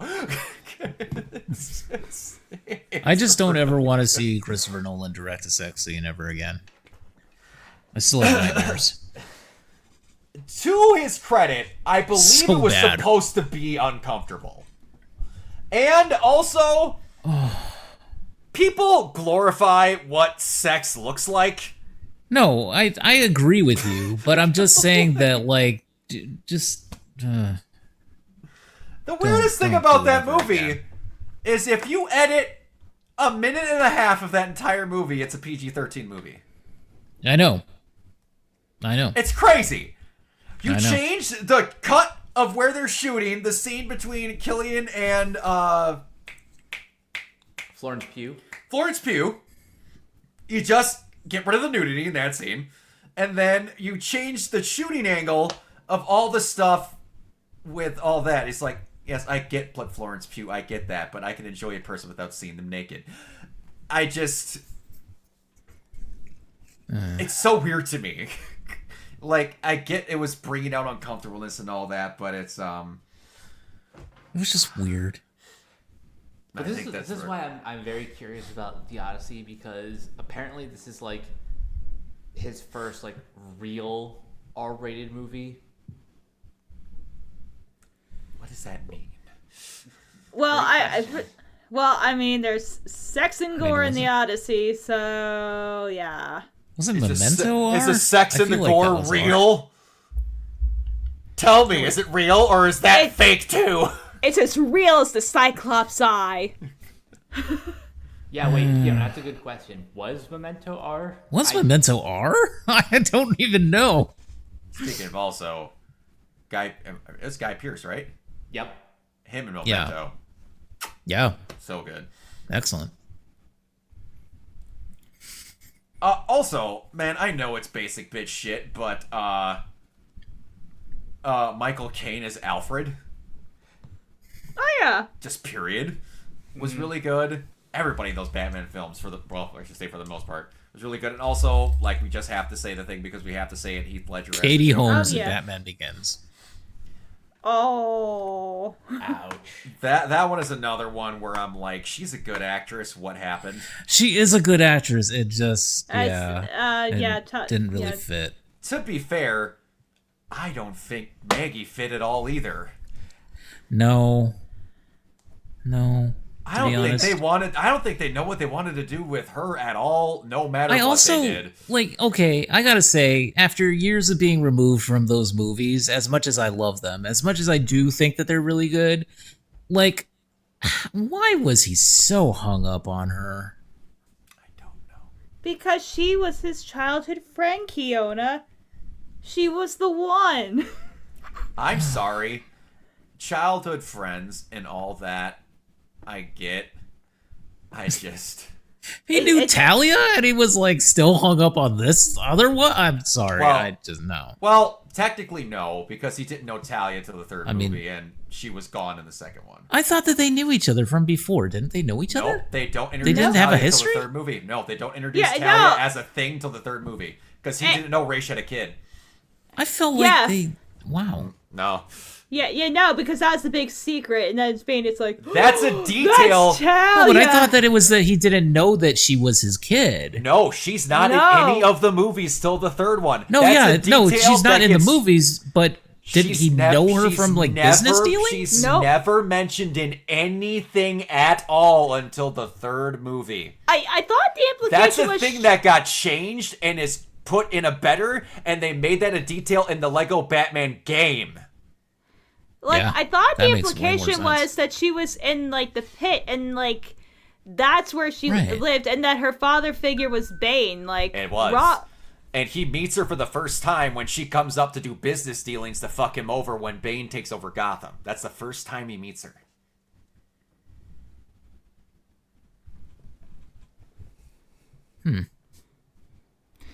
Maybe we could just admit that Bruce Wayne's love interests in the Dark Knight trilogy maybe are a tinge undercooked.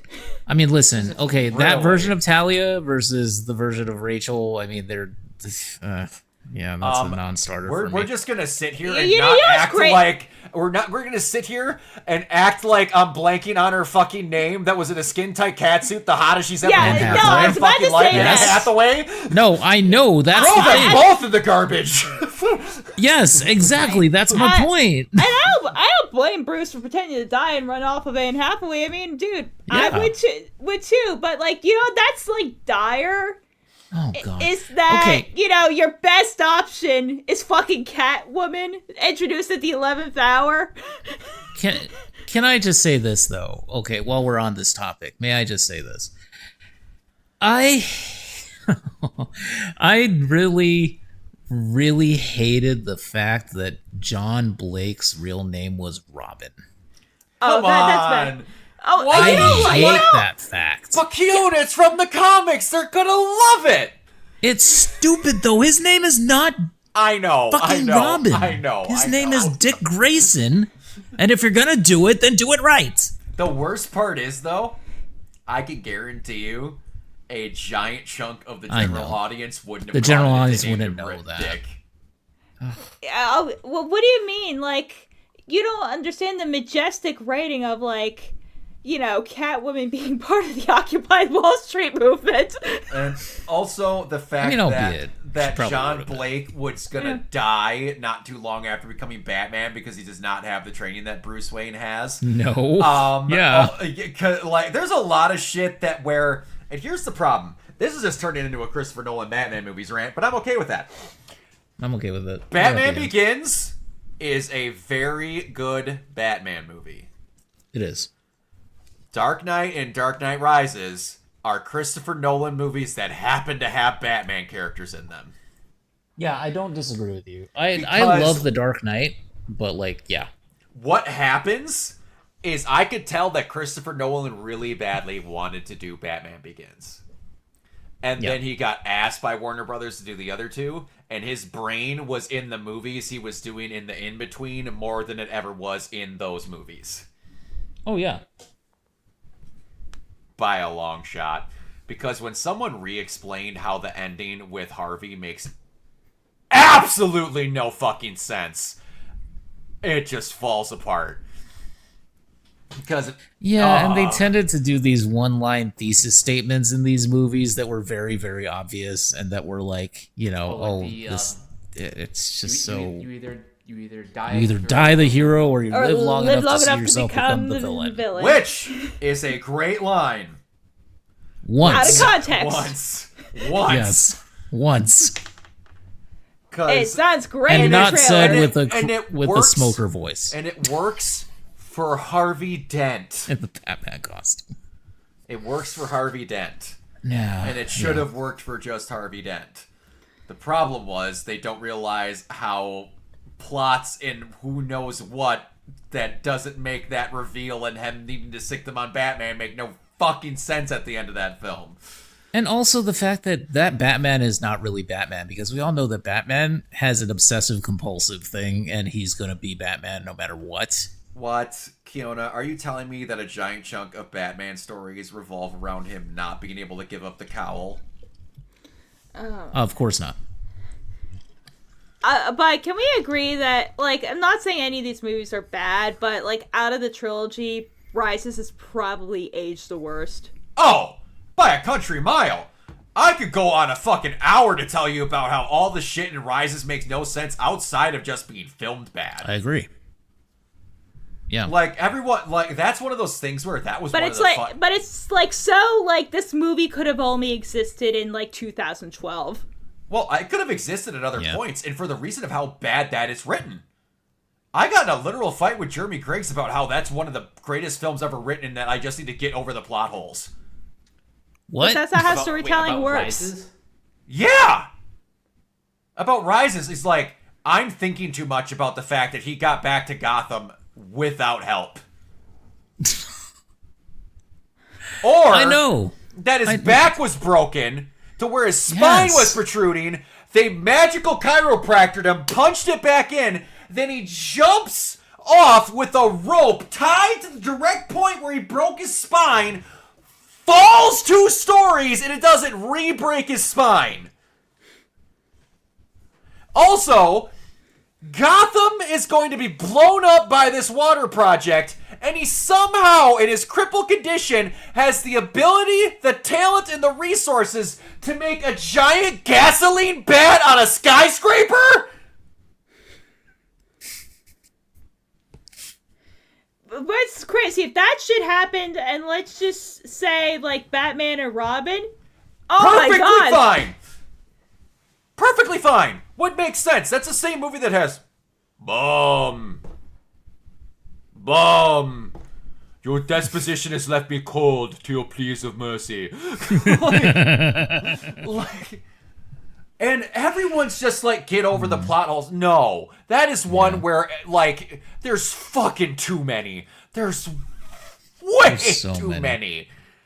Like, the fact that Jim Gordon is dumb enough to send the entire police force into the sewers without thinking, and then being shocked when they trap them there? How could have anyone had foreseen this? Rises has a lot more yeah, you know shit. That entire fucking movie is bordering on fan service moments. Like, Christopher Nolan openly went out of his way to say he would never put Robin in a film. I can tell you right now, he did it in there just to make people happy and get the fuck away from Batman. And, like, this random detective just knew Bruce Wayne was Batman because he saw him at an orphanage once? You're trying to hodgepodge Dick Grayson, Tim Drake, and Jason Todd all into one character. And it doesn't work. It would have been funnier if he actually tried to steal the wheels off the Batmobile. It would have been. It would have been great. Because you know who would have played a really good Dick Grayson? Or who would have actually been a really... Yeah, he would have been a really good Nightwing if the time allowance would have provided it. Because Joseph Gordon-Levitt is a really good actor. Yeah, but also by this point, like, that's another thing, like, the timeline. Like, how could he have been in like, an orphan, like... The oldest he would have been like 15, and like Joseph Gordon-Levitt, I think by the time he filmed that, he was like at least 30. Are you trying to poke holes in the logic and writing of Dark Knight Rises right now? Because I'm just remembering. I think he did Treasure Planet when he was like, he was a teenager when he did that.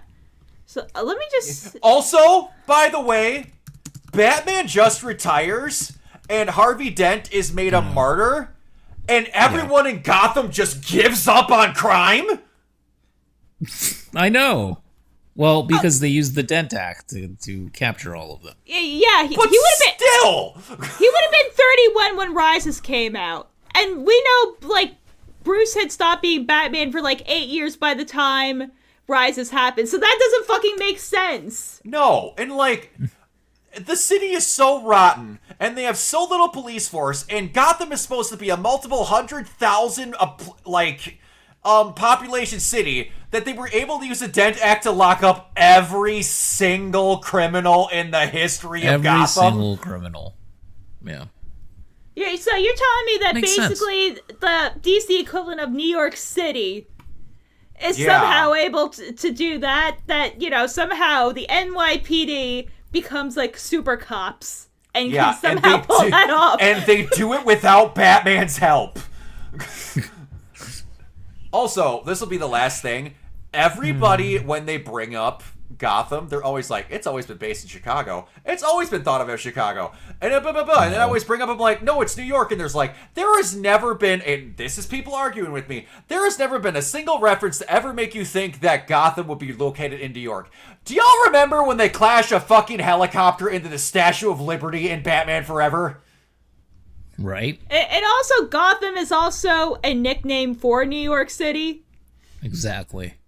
I always thought it was the opposite of how everybody seems to portray it. Well, Where the reason it's I like think Gotham why is they New think York, it's Chicago Metropolis is is Chicago. because that's where Yeah. the movies were filmed. That's what I thought, too. Right. I always thought Metropolis was Chicago. Yeah. It I always made thought more sense to Metropolis me was that way. Chicago, honestly. Absolutely. Yeah. And like The Star second city. Yeah, the second city. Star City is Seattle. A coast city Yeah. was Miami, if I'm not mistaken. Could see that. What the fuck was the ones in what's the one in California? God. I thought that was Coast City. Or for is a long that Coast time. City? I mean, that might be Coast City. Okay, it could be It could wrong. I'm work assuming either that'd be way, like San honestly. Diego or something like that. But either way, yeah, that's always been how I thought about it. Anyway, anything else you guys would like to bring up before we're out of here? I think we covered pretty much everything that we wanted to. I would say so too. All right. Yeah. Anyway, About it for me. before we go on, everyone, protest things in a meaningful way. Protest them because you're actually wanting to protest them. Protest them for the correct manner, and do not use protesting as an excuse to be a fuckboy to other people on the internet. Yeah, and also be an educated consumer. Yes. Think about these things and how they work, and be mad about this stuff for the correct reasons. Yeah. And don't just be mad because It's fashionable. Yes. yeah. Like, actual white knighting and virtue signaling when you're not mad about it makes you the biggest douchebag on the planet. And also just don't be a bigot. Don't. And also, you know what the crazy thing is that so many people that, you know, are doing that are the ones that say, ew, we don't want woke. Like, you're the worst offenders. You're like, I won't sign up for that, but when it comes to something that I care about, sign my form, please. Fucking morons. Sign my petition. It's Please. very important. It's very important, but only mine. I don't care about yours. Sign mine. Fucking idiots. All right, Bree, where can everybody find you? Oh boy. So if you want to find me in the deepest, you know, holes of the internet, you know, the a-hole even, you can follow me at crazylemur.bsky.social. I'm also on Instagram at lemurs rule1, where, you know, I just post pictures of things, you know, I'm busy on other things. And also, bless our Lord and Savior, Noah Centineo. Indeed. Because we have to, like, end the gospel. We love of you Noah. too, Noah. We love you too. I mean, because it's the end of the sermon. We started with Noah, we have to end with him. It's only proper. Absolutely. The Book of Santaneo. Close the circuit. Good God. Mike, where can everybody find you? You guys can find me on various social media sites at CaptainK42. You can check out my quick thoughts on letterboxd.com/CoachK42. And you can follow Renegade Pop Culture on Facebook and Blue Sky at Renegade Pop Culture. You can also find us on Twitch at twitch.tv/Renegade Pop Culture. YouTube at youtube.com/Renegade Pop Culture. Or Organize Zero. Find us on Podchaser. Consider supporting our Patreon at patreon.com/Renegade Pop Culture. Listen to all of our podcasts on Spotify, Apple Podcasts, or wherever you listen. And last but not least, everything can be found at renegadepopculture.com. You can escape, so do we. Absolutely. Kiona, where can everybody find you? Everybody can find me on Twitter at Neoplasmic24, also on Instagram and Threads at Neoplasmic81, and also on Twitch and Blue Sky at Neoplasmic. Nice. And also Fine. worshiping at the altar of Noah Centineo. Gotta get it in there. You can find me, almost forgot, but... Oh, yeah! Volume 10 got greenlit! Oh, yeah, I Forgot to saw mention that. Let's fucking go! Also, they might Thank have... you, Vit. Viz, thank you so much. They also might have new 3D animation with that, which could look sick. I'm very excited. Thank you for reminding me about that, Colin. I completely freaking forgot. As the guy who's been writing fan fiction for Ruby for almost 8 fucking years, you should think I can remember that. Alright, but you can find me everywhere at Organoid Zero, mainly on Twitch and YouTube. For the rest of this week, I will be back to streaming God of War. One of the days I'm going to do the Onimusha demo because I have not done that yet. And if you like cosplays and the like, you can go over on my Instagram, over at Organ80, and check me out over there. Until next time, we will see you all later. Bye.